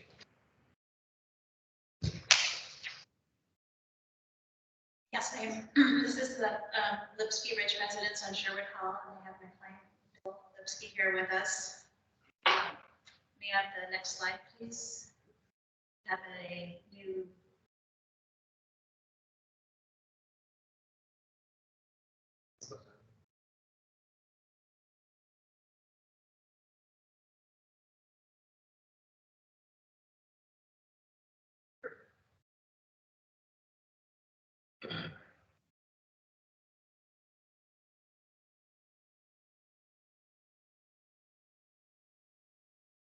Oh, okay.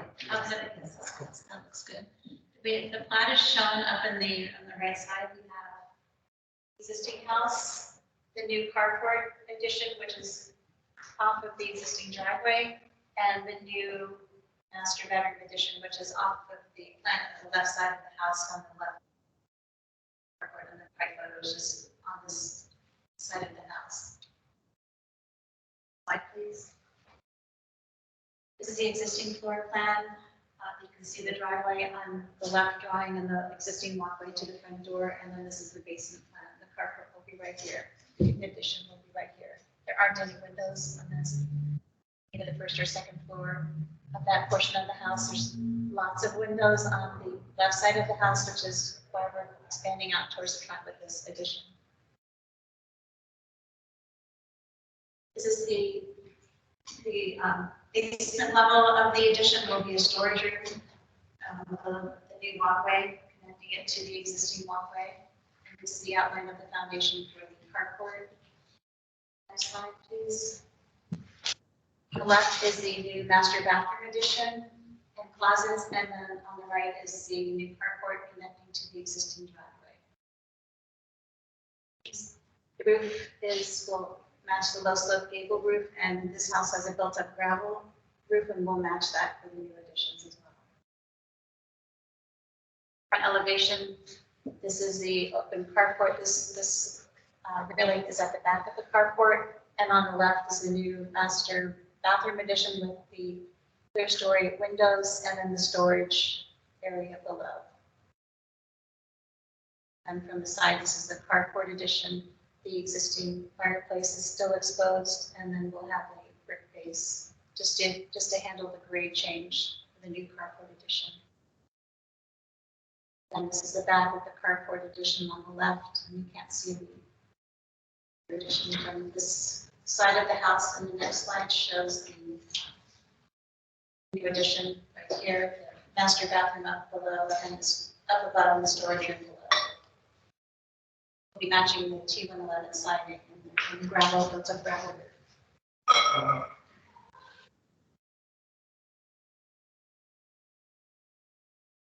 How many comments that you have? One little even. Yes. The railing and the garage doesn't seem to fit that. That's what you got cap. I think just they kind of like it's got fence. They do have caps, yeah, I agree, those caps should go away. Reminds me of the fence we just threw. Yeah. In a non. Right, it should just be a railing on top. It should be like Mr. Terry's, yeah. No, it's not more than placement. Okay, Mr. Murray's comment. Otherwise, So Mr. Burns also provided comments on this one, so I feel like because it's workshop, I feel like reading off the discussion would be very helpful. So bit to read, so I'll try to do my best, John Burns. The Sherwood Hall Road addition and carport are on a house that reads as one story in the street. Lot drops off sharply to a small creek. Both new masses respect the character of the original house, including matching the cantilever first floor, the basement extending the plane of the roof over the carport, and matching the original roof. Both additions appear to have a side yard setback issues, which I'm not sure the cantilever addition will solve. Actually, this is we're doing a special permit on this one as well. Okay. Sorry, I failed to mention that. That's all right. I had a feeling we would get to that eventually, Yes. either from this or if someone else has to on that. Right, with the new Z-mod changes, the carport no longer can meet that 10-foot side yard setback, so we'll be asking for a special permit for both houses. And that leads right into John's comment recommendation, and here's that he would not recommend we take it up for action until the setback issue is resolved by the county, which I don't disagree with him on in some sense, because some of we don't want to be in a situation where approving something the county is then going to ultimately not approve. We do prefer that is sorted in most cases. Okay, will they approve it without your approval? I think that goes back to what I was asking before, Jamie. Is this a situation where we're going to recommend the special permit before the county weighs in, and then Right, also so- approve the design as well? Right, so the first action appearance would be for ARB recommending approval of the special permit, not the design. And then you would go through the special permit process. If that is granted, then you would come back as an action item regarding the design. Okay. So I think part of that application would be more justifying why approving that specialist exception is not going to, by going into that setback issue, we're not creating something that's affecting the historic overlay district. We couldn't recommend that they approve that specialist exception. In some instances, we've seen cases where that's been, well, it's just the circumstances of the lot, and it seems to work just fine, even with us we recommend and go along with it. Other instances, it seems like pushing the limit of the setback, and it is there for a reason. So I think that's part of we would want to make sure that's well articulated in the discussion here, like when we talked about the last one, understanding the constraints that are governing the design, why that is what it is. I'll just go through the rest of his because I don't want to co-opt John's comments of my own. He also recommends changing the gable at the end of the addition to match the configuration of the carport gable. That would have several beneficial effects. It would reduce the height of the blank wall facing the street. Number two, a crossbar would visually tie together the ends of the gable. Right now, it looks like the sill of two of the windows is only one tie. Number three, it would enlarge the size of the gable windows, which currently appear truncated. Other items to consider is making the carport an open gable roof, but leave the crossbeam in place. Okay. And I will, and Daniel will provide those comments. Okay, that would be great in if you could detail. email, okay, like to study those a little bit. But I think he's seeing some work that can be done at the gable here in a way that could maybe make it more beneficial for the design that's being proposed. John is an eye for this, I would say. And that I will just say, in my mind, I think the biggest thing I was trying to struggle with was looking at where the addition would sit in the original house on the lot and everything. And obviously the plans show that, and I think the one thing that would help is when you do come back, perhaps a little bit more site photography. Okay. Just to get a little bit more around the house, or maybe a little bit further back. That's something that I as the non-architect, another non-architect on the board, I have a hard time kind of picturing it on the site. And my primary concern is that this addition respect the historic house, which I do kind of agree with John that I think it's not, I don't think they're not, there's compatibility there. There are some tweaks that can be made to make it even more so. But that's my initial reaction. I don't want to dominate the floor. I'm supposed to be one who goes last. As the chair, but if any other members want to provide observation on this board. Can we go back to the plat? Or where you show, again. So how far off are you with this? We're 11 feet on the left and 10 feet back here on the right.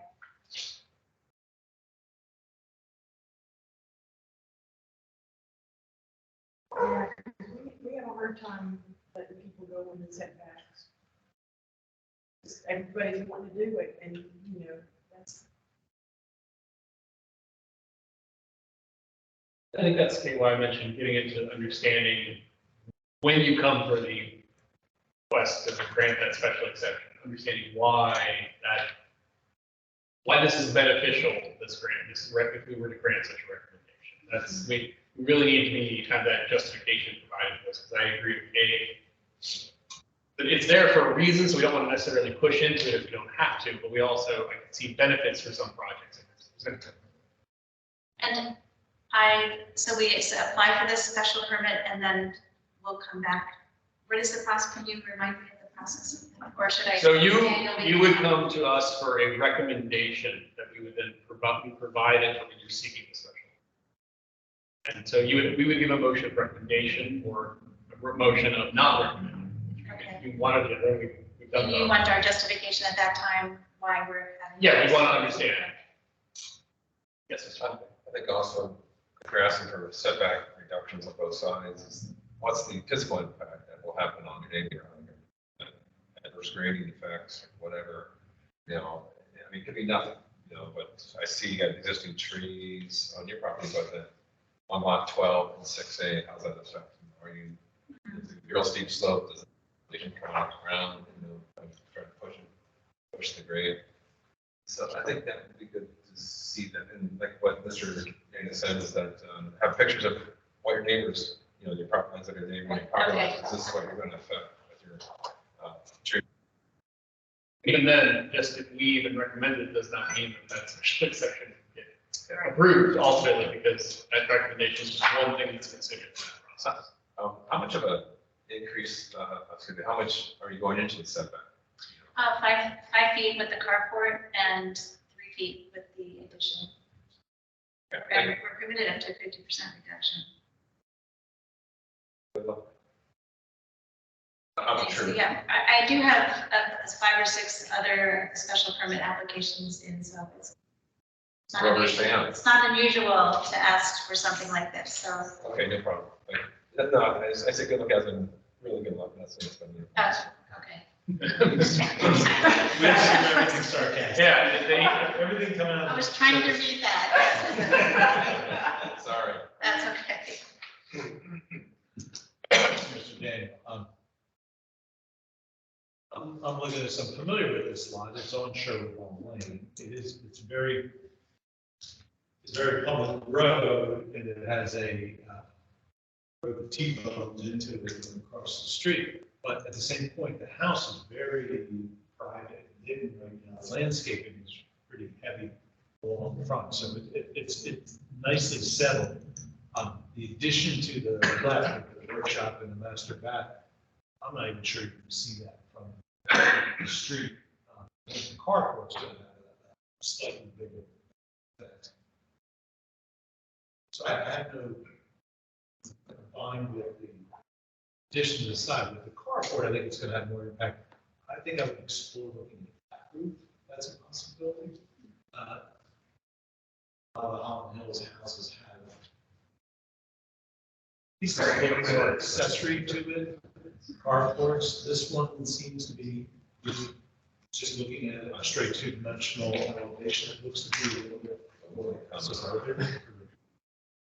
Description, I think setting a carport off with, doesn't necessarily have to be a fire, but there's some sort of change there. I mean, I see how you kind of just blended it right into the form, and I think some sort of change there would really. Kind of real quick comment, existing 3.5, 4 foot plank fence, that would stay? Is that going to stay, that wood fence? No, we're going to take it down. See, it makes Okay. sense. All right, any other comments? ARB on this application? Okay, again, I think the critical thing, at least for me, if we're gonna be doing a recommendation for a setback, is understanding, I think Mr. Plumpy said a lot better than I did, the effect that it's going to have. And I think Mr. Quincy's comments on the lot, I think that all speaks to it, but I think the package should speak to it too, though. Not just familiarity, but the package. So before ZMOD, you had a carport, an open carport, which is being proposed here, you could encroach an additional 5 feet into the setback. So that would have been acceptable prior to ZMOD. So ZMOD kind of hindered a lot of people who had, thoughts and plans, and it's not an instant process to hire an architect and go through the motions and get there. First of all, you have to decide you want to do it. You have to make sure you have the resources to do it. So when we were thinking about it, and oftentimes I have clients out and consult, and they'll come back a year or two later and say, I'm ready. So ZMOD, being so recent, I think it is a justification on it was recently allowed. That's another good point to bring. Right, it's. And I'm not saying that Sad that was perfect changed. either. It was a nice feature of the code, of the zoning code. Your additions are very modest. Yeah, It's not like you're building huge rooms. And Holland Hills houses do tend to sit towards the front of the lot and on angle and not leave a lot of room. Anyway, I think from my perspective, and I come from a regulatory background, I'm simply trying to be very exacting in my comments, like any kind of situation. I want to understand it well enough. And special permits they get into the technicalities. So yeah, you need some sort of technical or justification when you're asking. Particularly for a variance. Unfortunately, there's a special permit process, which is a little bit more lenient. So Daniel, for clarification, obviously Ms. Kelly would come to us for the recommendation.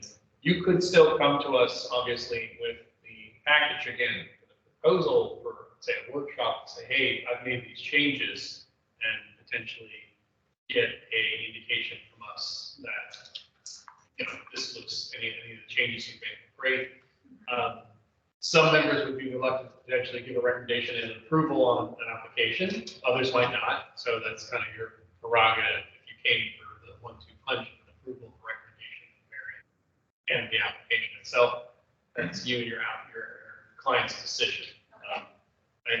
Mr. Burns has conveyed that he wants that sorted before he would go, but I think Daniel's clarification that we're recommending, you would, if you didn't get approved by then, you'd be coming back to us anyways.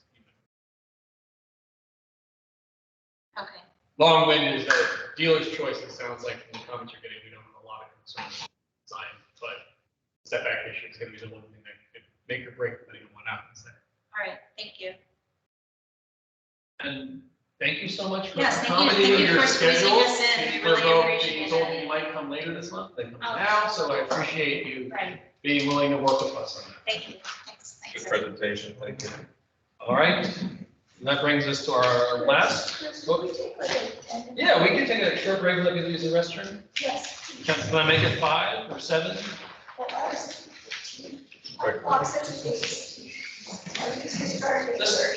Let's just make it 10, 10:25. And then we'll,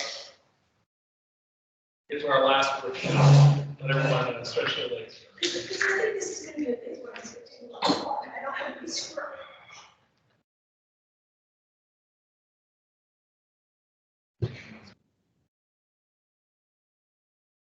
That is a new. Full complement of staff?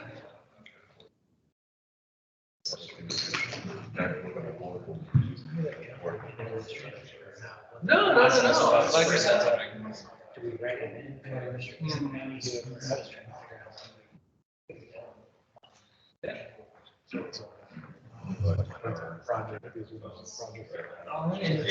You got 10 minutes. Now you got 9. Couple police chases outside.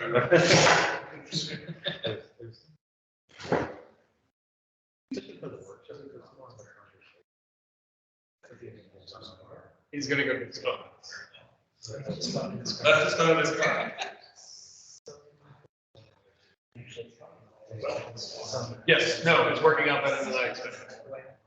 Look, if you saw the number of stuff that I had to look No, at, I get was it. like, No, I get it. Some of those things go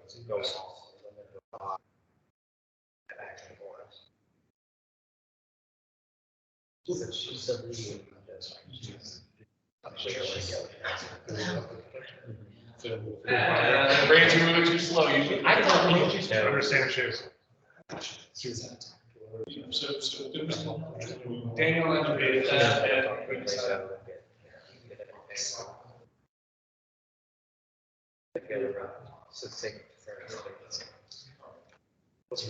Yeah. I thought it was it was very little stupid.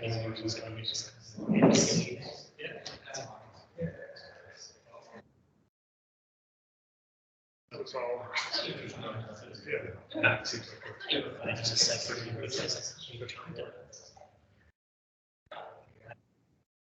Yeah. Pretty good place. Too bad. I've got this. I've got the size.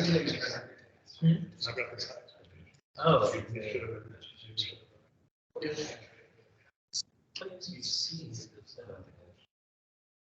The plan by plan meeting. How close do you get to? Yeah. North. I live in. Which is that at the airport? Oh, yeah. Or is that actually downtown? Airport? Yeah.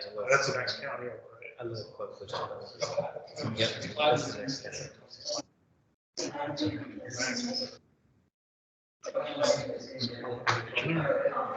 No, I'm actually from Southeast Virginia.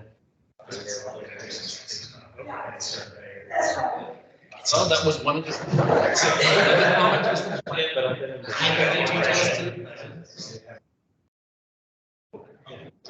Earlier now.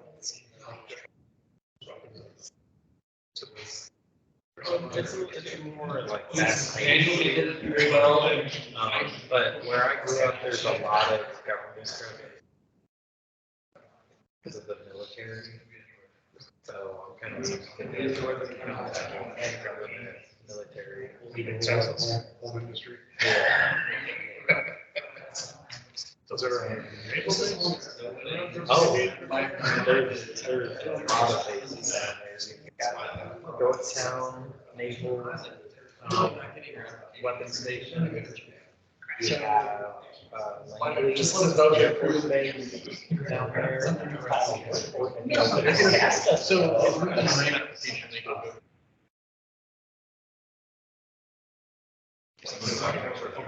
Which has happened. Another Army base, but that's really once.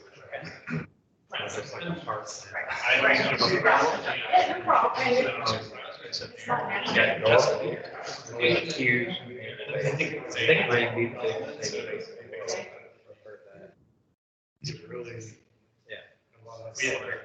I remember seeing naval base also the city next to Portsmouth.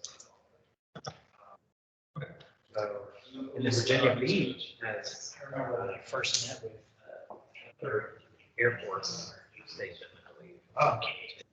Oceana. So never been in that. Oh, I met with him when I moved to the original started, and I appointed him, and that was appointed by Chairman Bolma. So bunch of military. My parents were. So he didn't like that. Pat Perry did move around a lot. He just wanted Actually, to kind of hand. I think when Then you're like, you're married, they try to work out that spouse. They try to like look at your orders. He would. Oh, no, they're hosting. Yeah,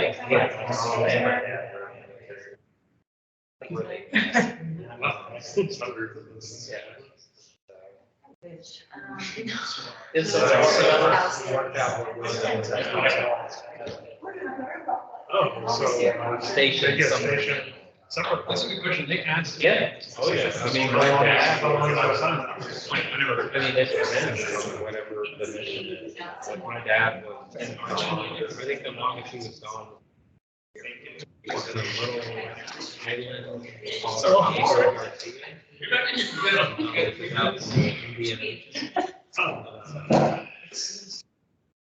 Probably didn't get to I was gonna say, you're the only No, one. he never. Everyone's I back. think he came already.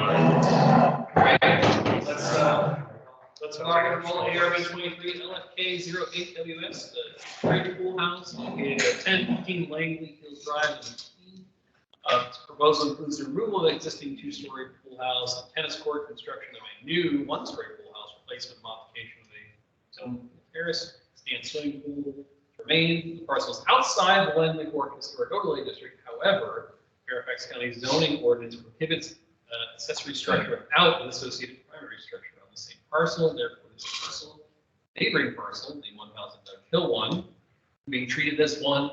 Hence, our presenter is here tonight for us. Greg Weideman. Wiedemann is here to represent the application. Sir, the floor is yours. Thank you. So we're here on a workshop meeting to discuss a parcel that adjoins the 1000 Dog Hill land in McLean that I think you reviewed that a little over 2 years ago. It's still under construction. It's been a long process. And at the time, we renovated the original house and we added a solarium addition. So, go to the next slide, please.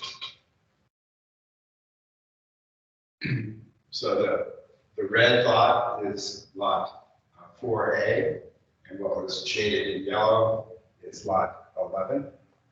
Both of these parcels have been in the same ownership for some time. Our client, we got property.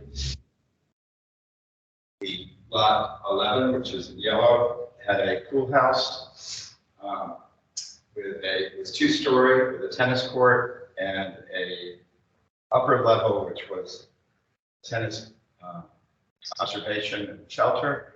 Underneath was a changing room with a bathroom to the pool. Next, please. This is the existing prior to the addition that we reviewed 2 years ago. And the parcel to the west there, you're seeing that large rectangle, that's the existing tennis court. Next, please. This is the aerial view. The property in question is along Langley Hill Drive, which is up here. This is the primary house. And a new house has been built immediately adjoining. Next, please. As an aerial view. The site itself, this is the Central Intelligence Agency over here, and it's heavily wooded here. Along Langley Hill Road, it's not as wooded, and a new house is under construction. This photograph. This is the existing house from Dog Hill Road. Next, please. At the time we came to you, we modified the roof line. It had a false sort of mansard, so we raised the height of the roof. Next, please. We added this winter garden connection to a solarium. See these semicircular retaining walls for the area right outside the solarium. We're going to be talking about what is to the left here. This is the existing pool house. Pool is not shown, but it's here. And this is a part of the tennis court.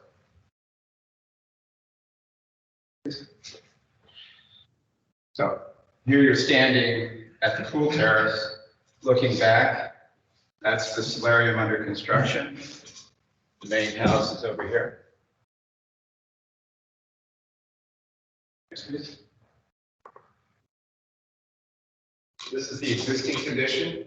This is the two-story existing, which has the changing room at the lower level.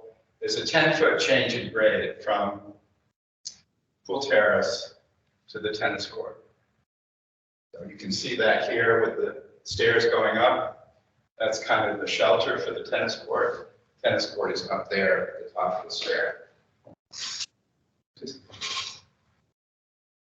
a pergola, pretty substantial paved area around the pool. If you're looking down the, as we presented last time, we matched the roof of the main house with a synthetic slate, the brick and white trim matches the existing house on the solarium.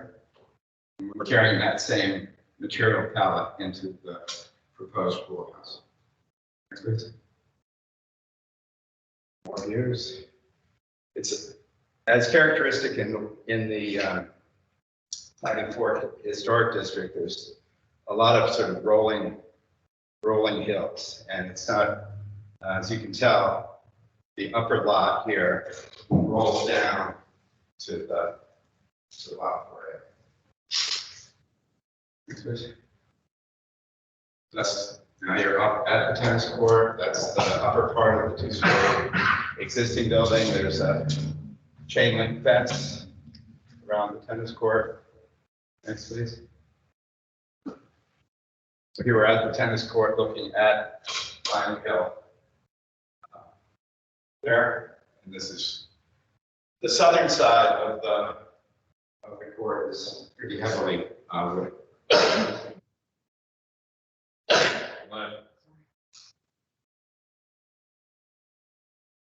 This is where the neighbor has recently built a chain link fence here. There was a lot of brush here that they asked us to remove, and they planted a row of tall trees along that as a barrier between the two. This is looking south. So those mature trees along there really shield this part of the property from the historic district. This is the view from Langdale Drive looking east. Next. So this is the existing site plan. Again, the tennis court is here. That's the pool. That's the existing structure. This is the main house, the solarium, and the winter garden connector. Next, please. So what we're proposing is to remove the tennis court, to remove the two-story accessory building, keeping the pool, we're keeping a lot of these walls, we're keeping and redoing the terrace around the pool. Client wanted a more substantial pool house, so it's really just one room with a small serving kitchen and a changing room.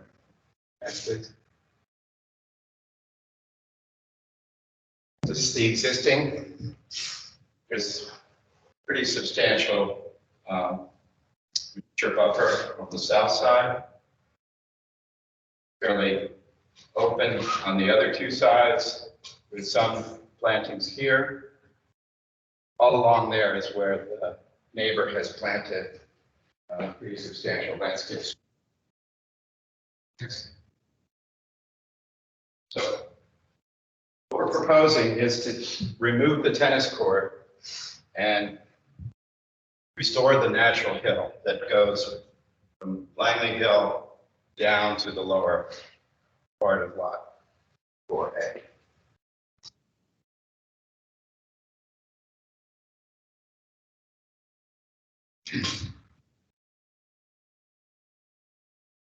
This is, you can go to the next one. So this is the existing situation where they infilled about, as you can imagine, this was the hill. They filled in for the tennis. We're trying to restore that hillside. We're using semicircular retaining walls in the vicinity of the pools.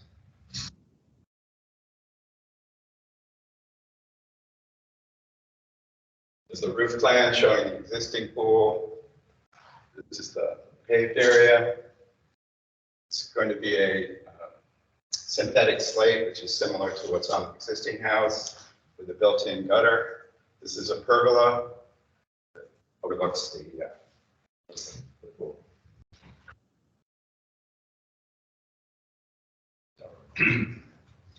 Essentially one room, the changing room, bathroom, and a small kitchenette, and identical in entry space. So this is a lot that actually could have been developed as a single-family residence, but it has always, for many years, has been part of the other parcel. So again, it's a slate roof, built-in gutter, a gray brick that matches the existing house, and the window details and the columns are all like the solarium and the existing house. So in terms of the 6 standards that you review, we feel that the proposed structure is in keeping with the scale of the surrounding space. It is shielded from the south, which is where the primary historic district is, by a mature forest. We're removing the tennis court and reestablishing the natural slope of the site. We don't feel that it has any adverse impact on the historic structures within the district. And we've chosen a simple massing, painted brick, window details, and material selections that are consistent with the original house, as well as the accessory structure that was added. By removing the tennis court, we're substantially removing or improving the amount of impervious on the site. We're actually reducing it by 47%. And it's a very modest enlargement of the existing accessory structure. It has a footprint of about 1,300 square feet, which is substantially smaller than any residence that would have otherwise been built on that lot. Preserving trees, particularly along the southern boundary, and we're proposing to plant trees. We don't have a landscape plan proposed. There will be a landscape proposal that will be subject to review there. So, feedback from the board members. It seems like you were a little bit, Just a question in regards to that. It's more just sometimes. current of the house. So that the side of the stone. No, that's the before. That's the before. That's been filled in with stone. The roof line has increased. Okay. The shutters have been painted. I just didn't notice in the presentation, I didn't notice a photograph of it. I tried to take it, but it's under construction and it's very, very difficult. But I did. Love to see how it turned out. Yeah. That's all. I mean, I was part of the, on the board at the time. Yes. So I, my opinion of this and of the original project is very well done. Professionals were hired to handle it. Resources were there to do it properly.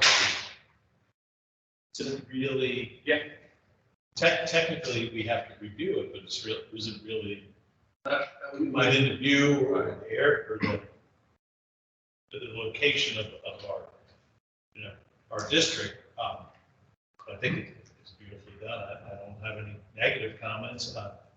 One thought when going through this, seeing that you're establishing the grade and you're lowering the plateau that the new pool house will be built on, you have a rather massive roof. Just any thought that you've given to how it looks from the drive. Or, will you just be seeing roof at that point, or will it be screened with tree vegetation so that that's really not a concern? Yeah, it's dropping down. The pool house actually sits at the same level as the existing two-story pool house. So it's, although the roof is taller, it's, I think it's only a little over 2 feet taller than the existing. So that. That's good. That's a good shot. Yeah. So it's going to have, but it's just sitting at that same existing level. The first pool house will be the level of the observation deck. No, down 10 feet. It'll be down 10 feet. Okay. Yeah. So you'll mostly be seeing the roof. You'll mostly roof and plantings. Okay. I think eventually, looking at the landscape plan, you have evergreen trees or something that will conceal. In the first 3 to 4 years, they plant large trees. Yeah, I was gonna have to agree with Mr. Flynn's comments. This is, the last one was, I agree with him, the last package was a great design for the house and solarium. We had to, as I said, a great team supporting that one. This one is even a step further removed outside of the HOD. And the view from Langley Hill really isn't in our purview, which is considering it, how we see it from the historic district, which essentially is the front of this property. You're really not seeing it. So. And I think, Daniel, this would come, if there's going to have to be a grading plan and then the actual architecture. So we'll actually get 2, correct? Yes, there. Site plan and then the actual building permit. Right? Yes, there ought to be a grading and site plan for recommendation of approval and then building permit for approval, the architecture.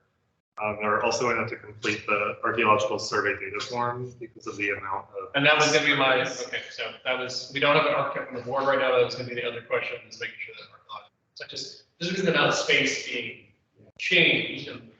So I shared that earlier this week or last week. Just for clarification, zoning evaluation is treating it as one parcel, and if zoning evaluation is treating it as part of the Langley Fork HOD. So that is the requirement for Langley Fork. Actually, this has been submitted for site plan review.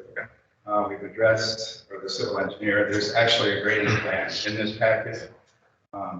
Essentially, they're trying to restore about a 3-to-1 slope, because currently it's, of course, level and then to the pool terrace. So we're trying to kind of reestablish that. And what's not evident here is if you were to see these curving walls here, the natural hill, which would be more like that beyond. And the building, as I understand it, has been approved by the county pending your approval. So initially we didn't know that we would need to come in.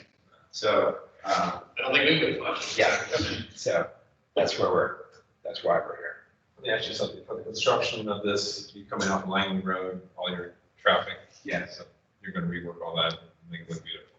That's right. Just servicing the main property will also be. No, I don't think we have a lot of comments or concerns on this one. And then with the recommendation and the approval, this could happen simultaneously in the same. You could come seeking the recommendation on the site plan. The site plan and the building. Yeah, and we've had that happen before. Sometimes those projects, that doesn't work out because we're not in agreement, I think, as a board that we're okay with the project. But in this instance, I think it probably worked well. Great, great. And then we come again a third time for another meeting for the landscape approval. Typically, the landscape is tied to the site plan. It's part of the site. Yes. So if you have it done at the same time, that'd be great. Okay. So Thank you very much. Good job. Board, seeing you again. All right. Takes us out of items for workshop. Too shabby, I'll say. Okay.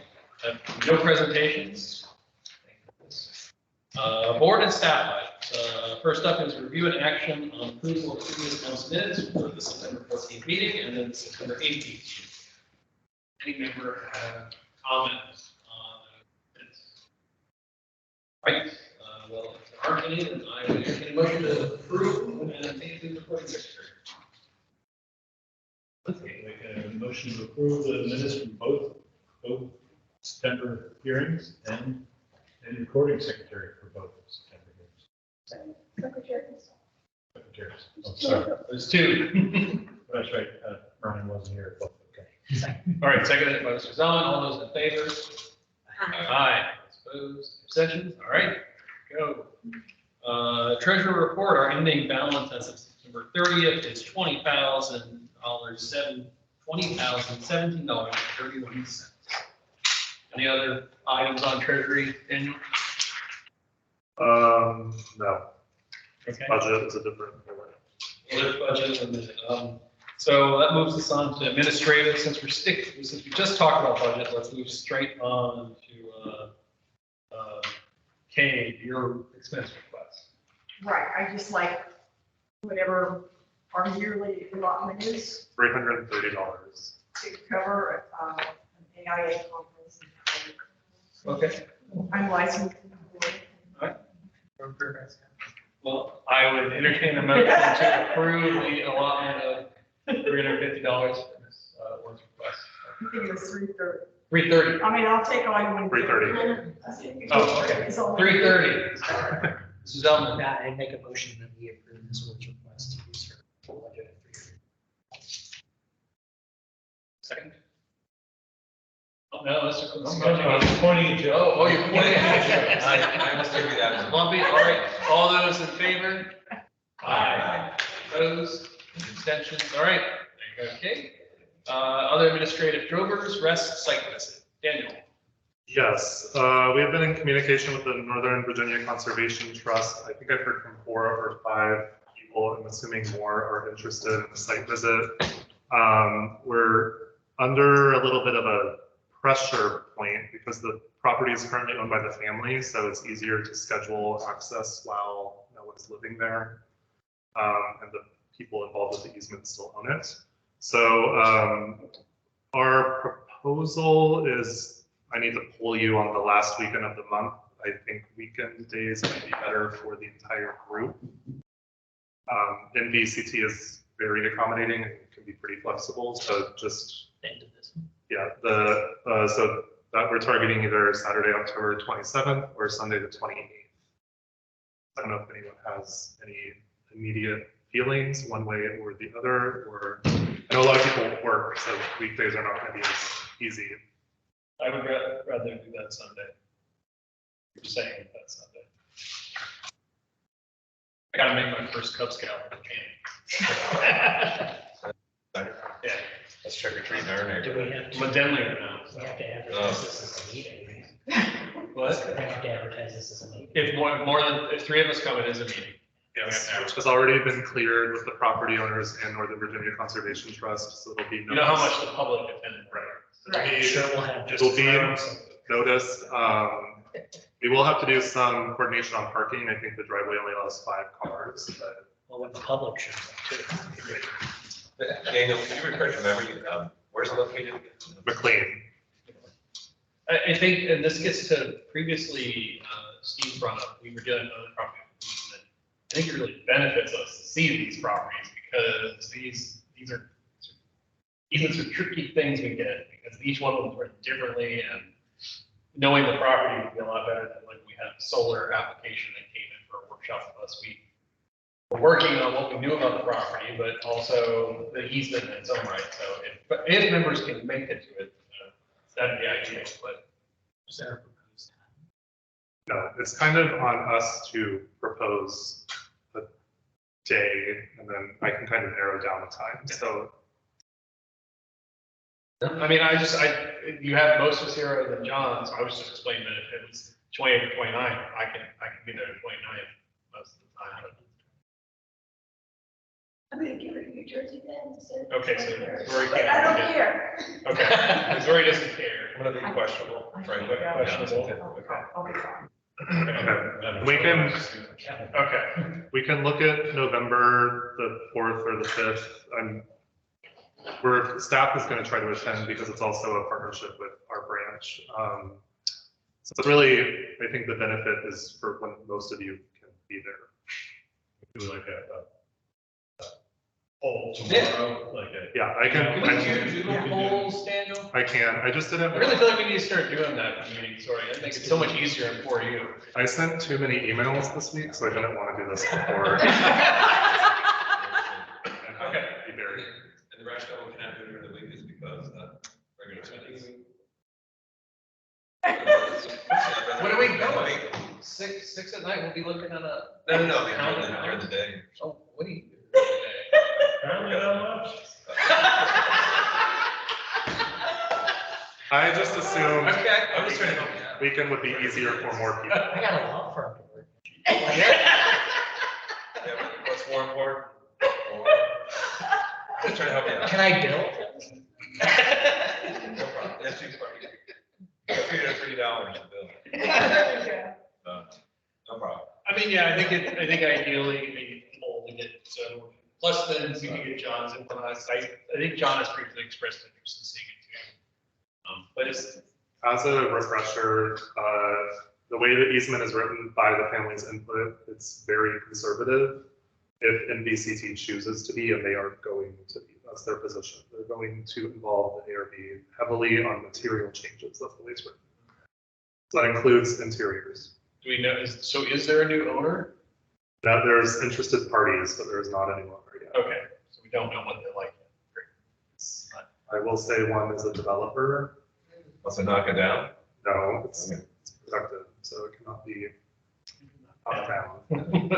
I've received some lists of potential projects. I can just say that. Mr. Javori may be interested? No, not Mr. Javori. Okay, sorry, that's out of the line. Anyways, okay, so why don't you, Dan, why don't you send us some dates? Okay. I just say these dates, I mean, you can throw out a weekday if you want, but I think Joe's the only one who'll be there, so you can do that. That's right. Well, can we go to various times? I was gonna say, could you send just a little snippet package of what it is? Frankly, I don't remember, Yeah, I can share that again. Here's a little summary of what I'm looking at. Are we allowed to do this without notifying as a meeting or? No, it has to be noticed as a public meeting. I've already cleared that with my supervisors, and Northern Virginia Conservation Trust has cleared it with the. Unless only 2 of us go, then it is a meeting, right? Sure, yes. So, if only 2 of us actually end up finding a date that works. But that's a good point to Joe, could. 3 dates of 2. I mean, we had this happen with Laurel Hill before, where they wanted us to come out on the site, but we could barely ever get a time where all of us could get together. I took a site visit on my own. I think John and Mr. Mobley took a tour together, so we went. We can explore that if that's. Okay, but I guess if we can't get coalesced on a date, and if there are multiple members that want to go and they're willing to host us, I mean, most of us, I think, are willing to drive over there and see the property. Okay, great. Any other administrative items? Denise normally has surprise, like ninja ones in them. No, mine are under the other bullet points. Okay, So we're still learning this new relationship. Okay, no discussion and updates on reports. Correspondence announcements? None? I announced Jonathan this yes. meeting, so that is our only announcement as of right now.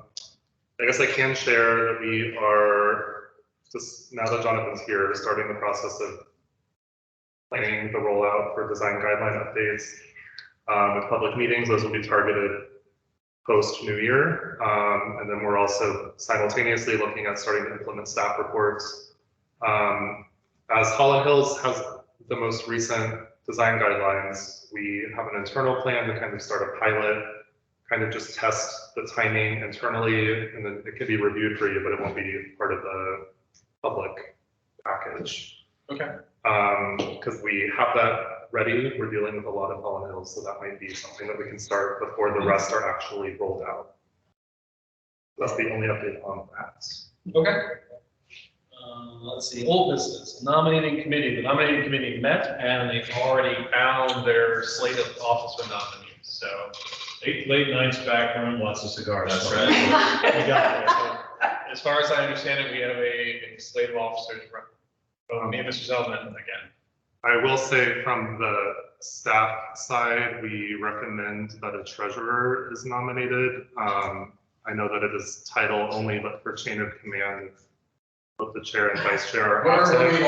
we're on a plane to go down, spin in, that someone else can take on. If we have quorum and the chair and vice chair are absent, we cannot start the meeting. So that is our recommendation. Terrible with books. No, I mean, put it out there. Anybody have an interest? Anyone have an interest? I already attempted to ask Elise, and she gave me a very stern no. I think it's stuff with the history commission. Okay. Also, You look at the crucial role. It looks great on your resume.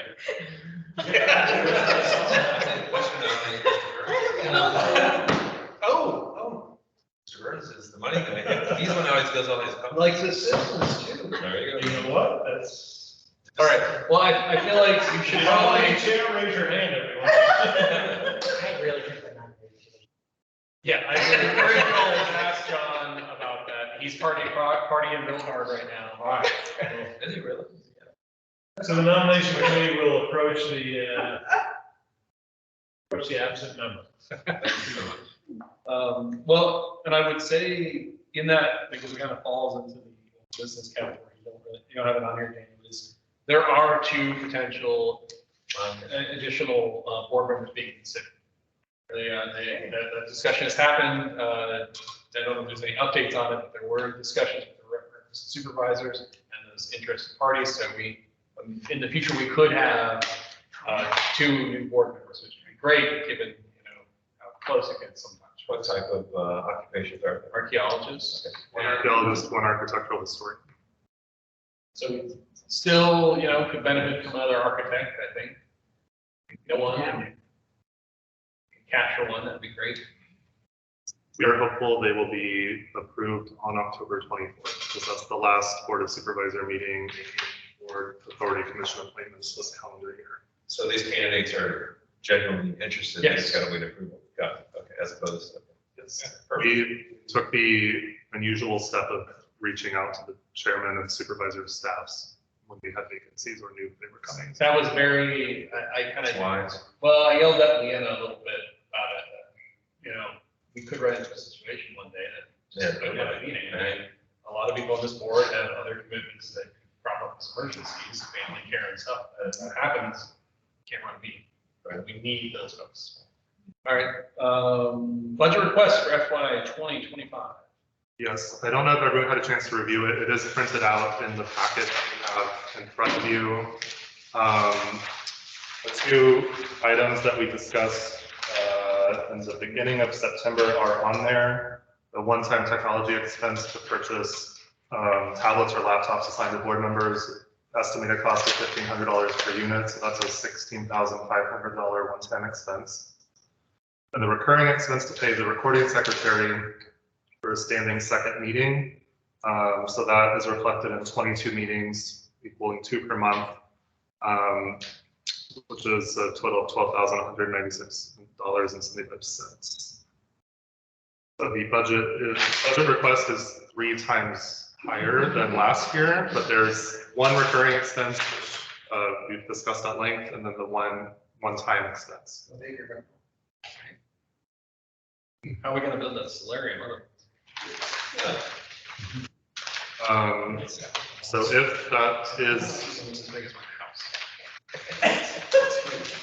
Anyway, sorry. if that is amenable to, or staff needs a motion to continue the budget request process.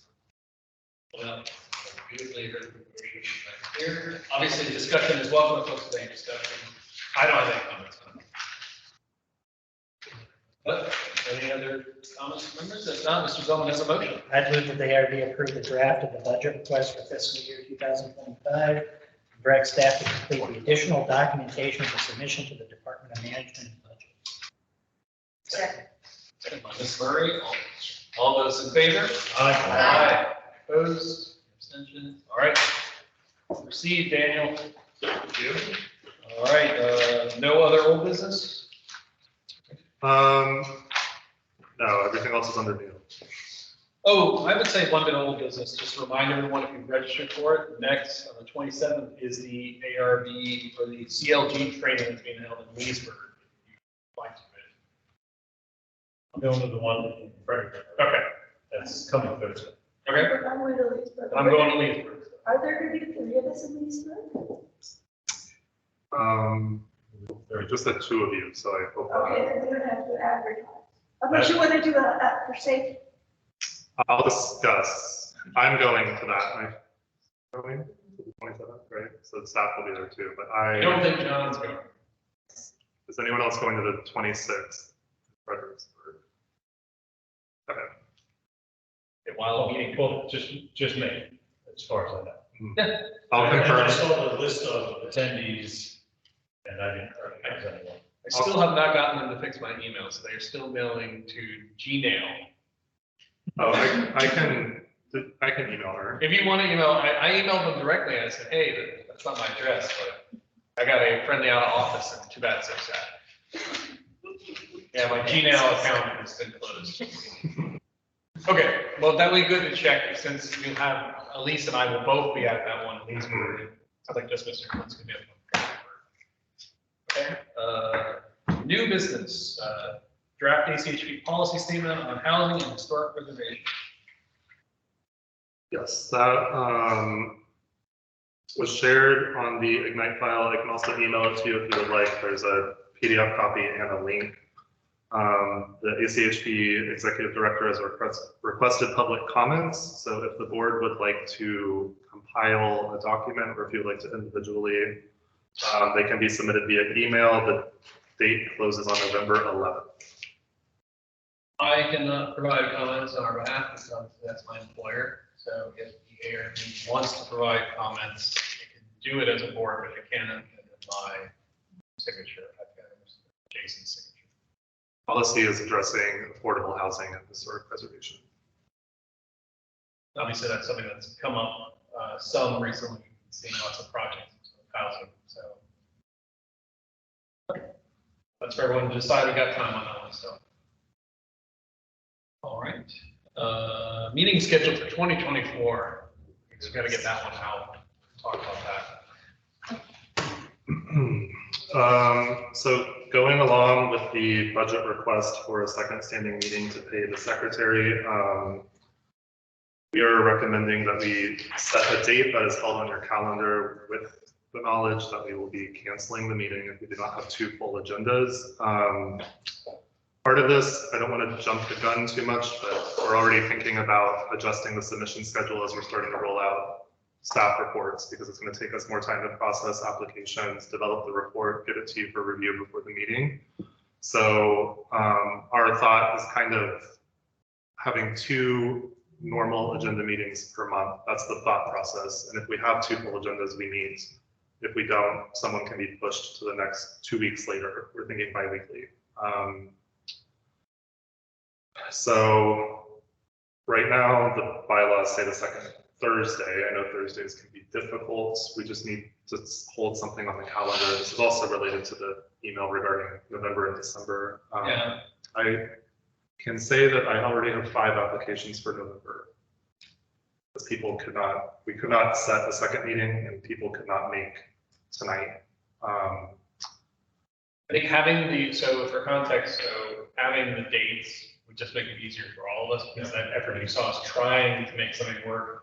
And obviously Ms. Kelly was trying to look, I'll just come on one, if you want to have a second session, I'll just bring all mine on that one so that you can have everything on this one. And we tried to find a date that might work with that, but then it's starting to accommodate a single applicant. And the more we can solidify it, the better, even if it's going to be canceled. Like, I think this actually worked. We were able to make it happen.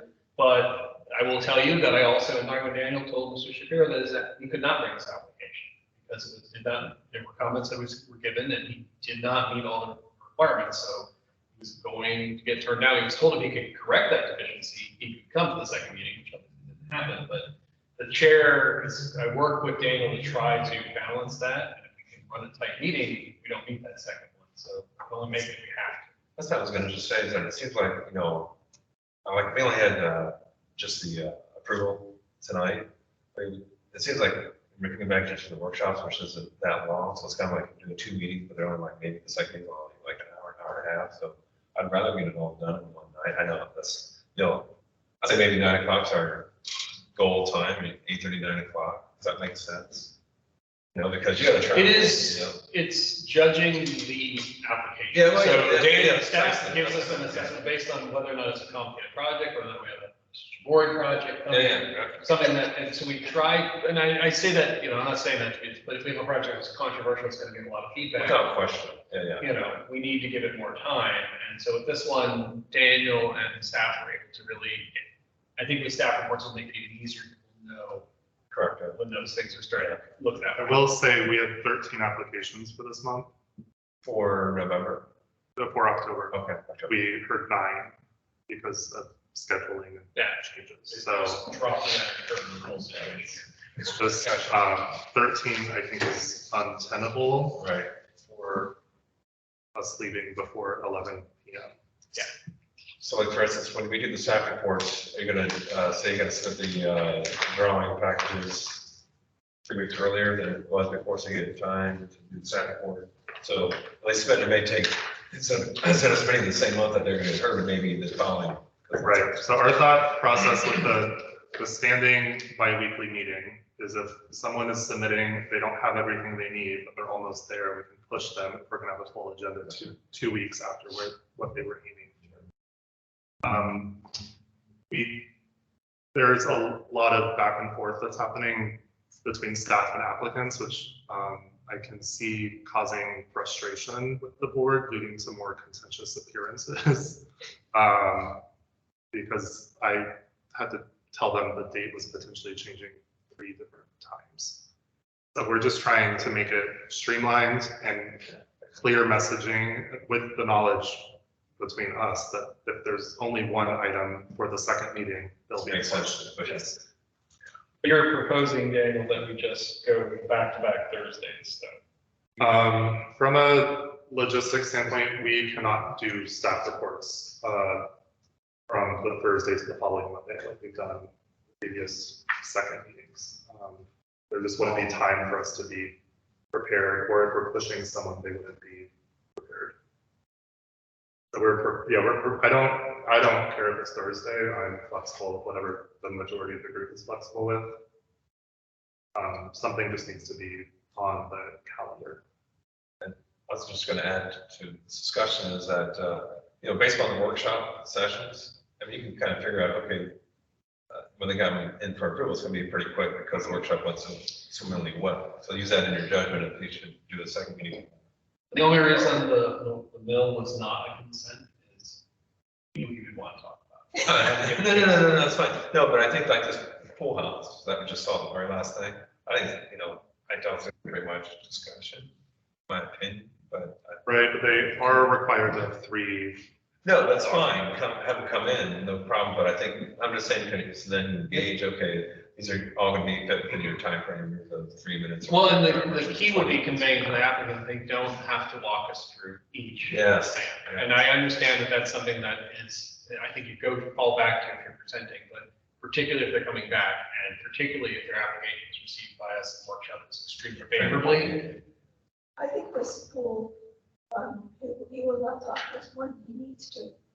I'm hoping not. There are some folks that surprise me when we tell them, and I'm trying not to be super rude, because I know they've got lots, they want to share about it, but they say, like, we're gonna approve it, just finish your presentation. It's not gonna be a discussion. You're doing a good job. Well, I think at the end of the day, we have to get a second meeting.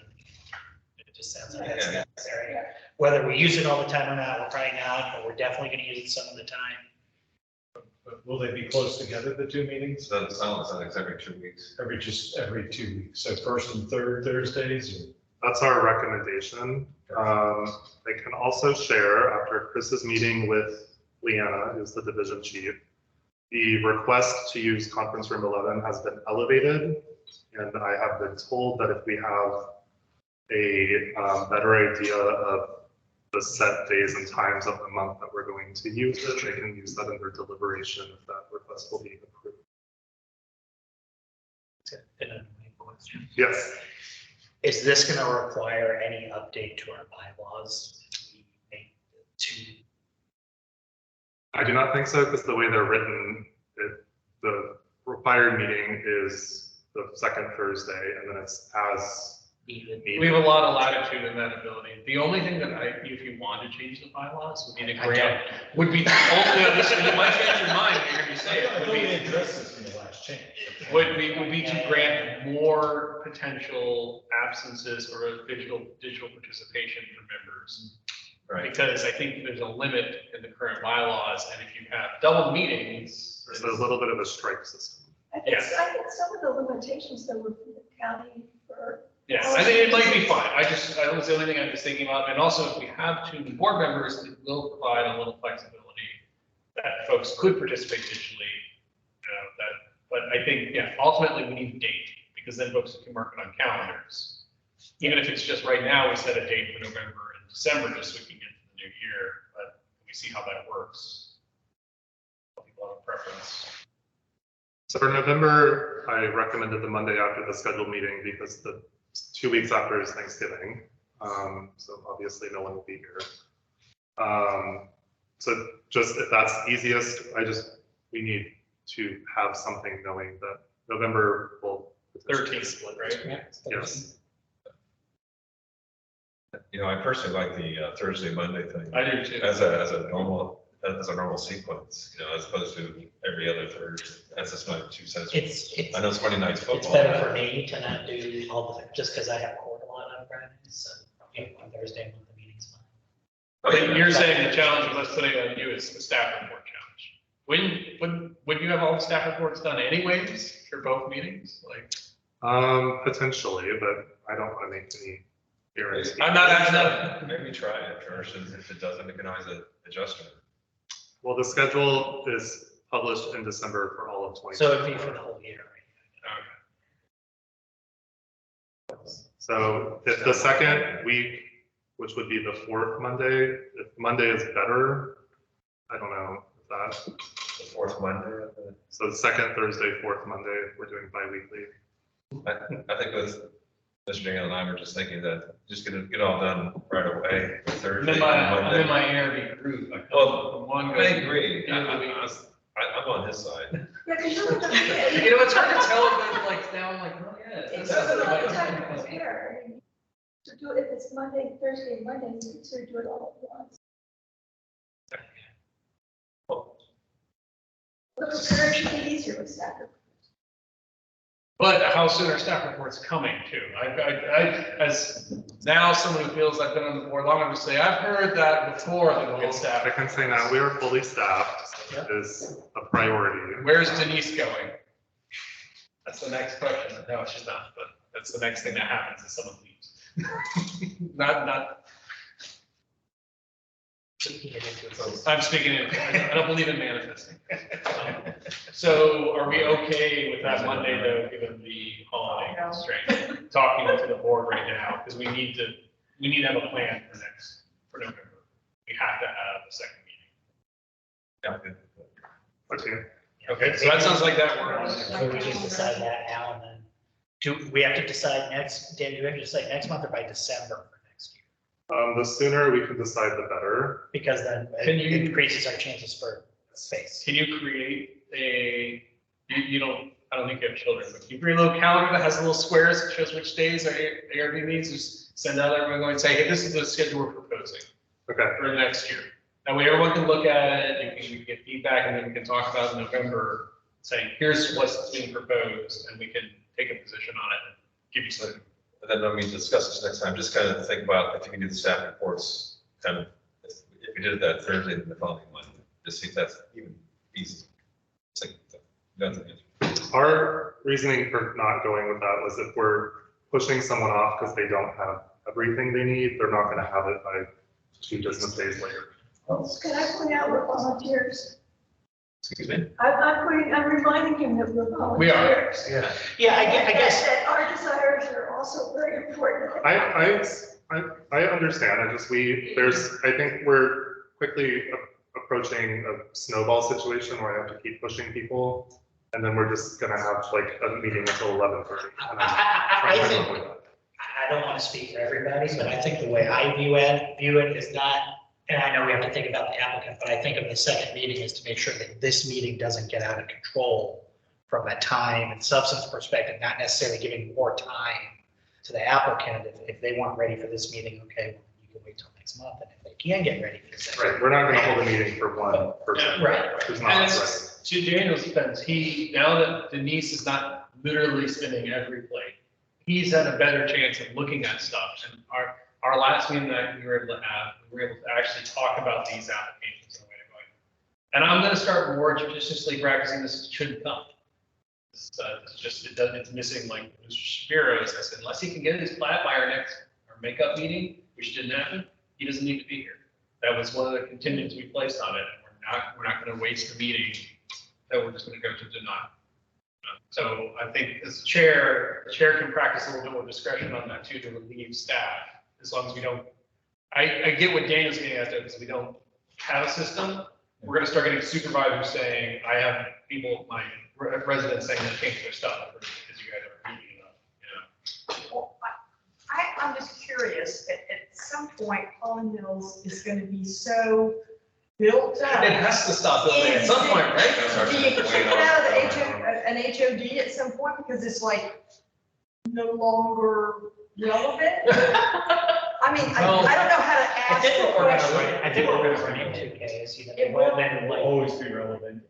People will make changes to the changes. Right. Yeah. That's what I was just gonna say, that's what already happened. City of Alexandria has a historic review board since the 1960s. So part of the reason why it's not going to go away is because they are having challenges. So they're having to make informed decisions as opposed to just replacing wholesale.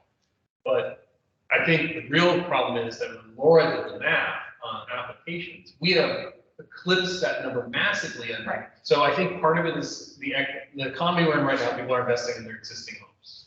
They're not, so in a place that has really valuable homes, they're doing lots of fancy additions, so. That's what I've heard a lot of people saying, you want a house for all. Yeah, so I think the numbers don't reflect the new reality, which is people are investing in existing and not staying there. Really depending on the rates even more. Well, the other topic that was talked about at one point as well was a special group that could actually almost workshops with Holland Hills applications, so that when they did come, they'd already gone for a ringer first. Meeting at John Burns House. Well, yeah. Bourbon and cigars.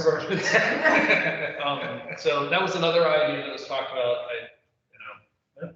But Lisa's right. We're volunteers. We were paid at one point, but not anymore. It was a small stipend. It got up to $100.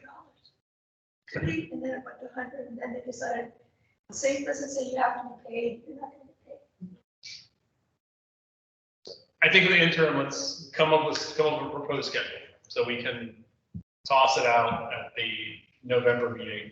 Okay. And when John has to recognize he's going to be elected treasurer.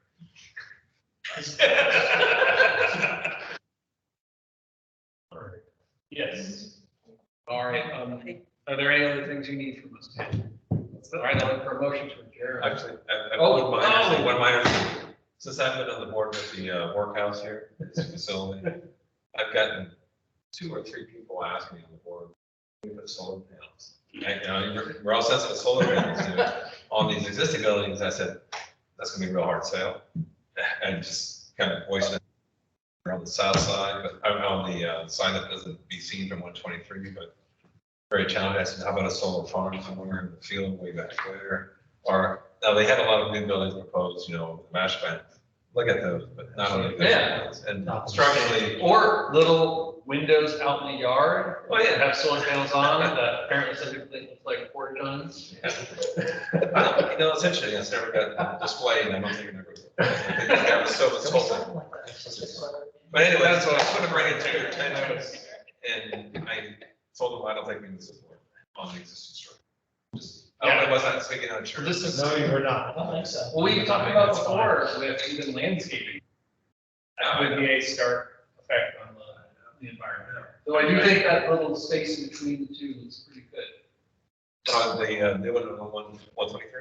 The little garden space. I'm talking about the new one that they just built. It's a garden space. Landscape feature that's in between the two historic buildings. Yeah, right on 123. Yeah, sure. Buddy Brewery. Yeah, I'm waiting for it to open. That'll be. That's the next until one when it opens. May- It'll be the next May of one. next year, I think. It doesn't open until May next year because of permit. Well, that's a long time. All right. Okay, is there a motion to adjourn? Move to adjourn. Order. All those in favor? Aye. Sorry to extend the They meeting. just opened the brewery in Fairfax City. But Marty did. No, that one, Commonwealth, they're based out of Right on Main Street.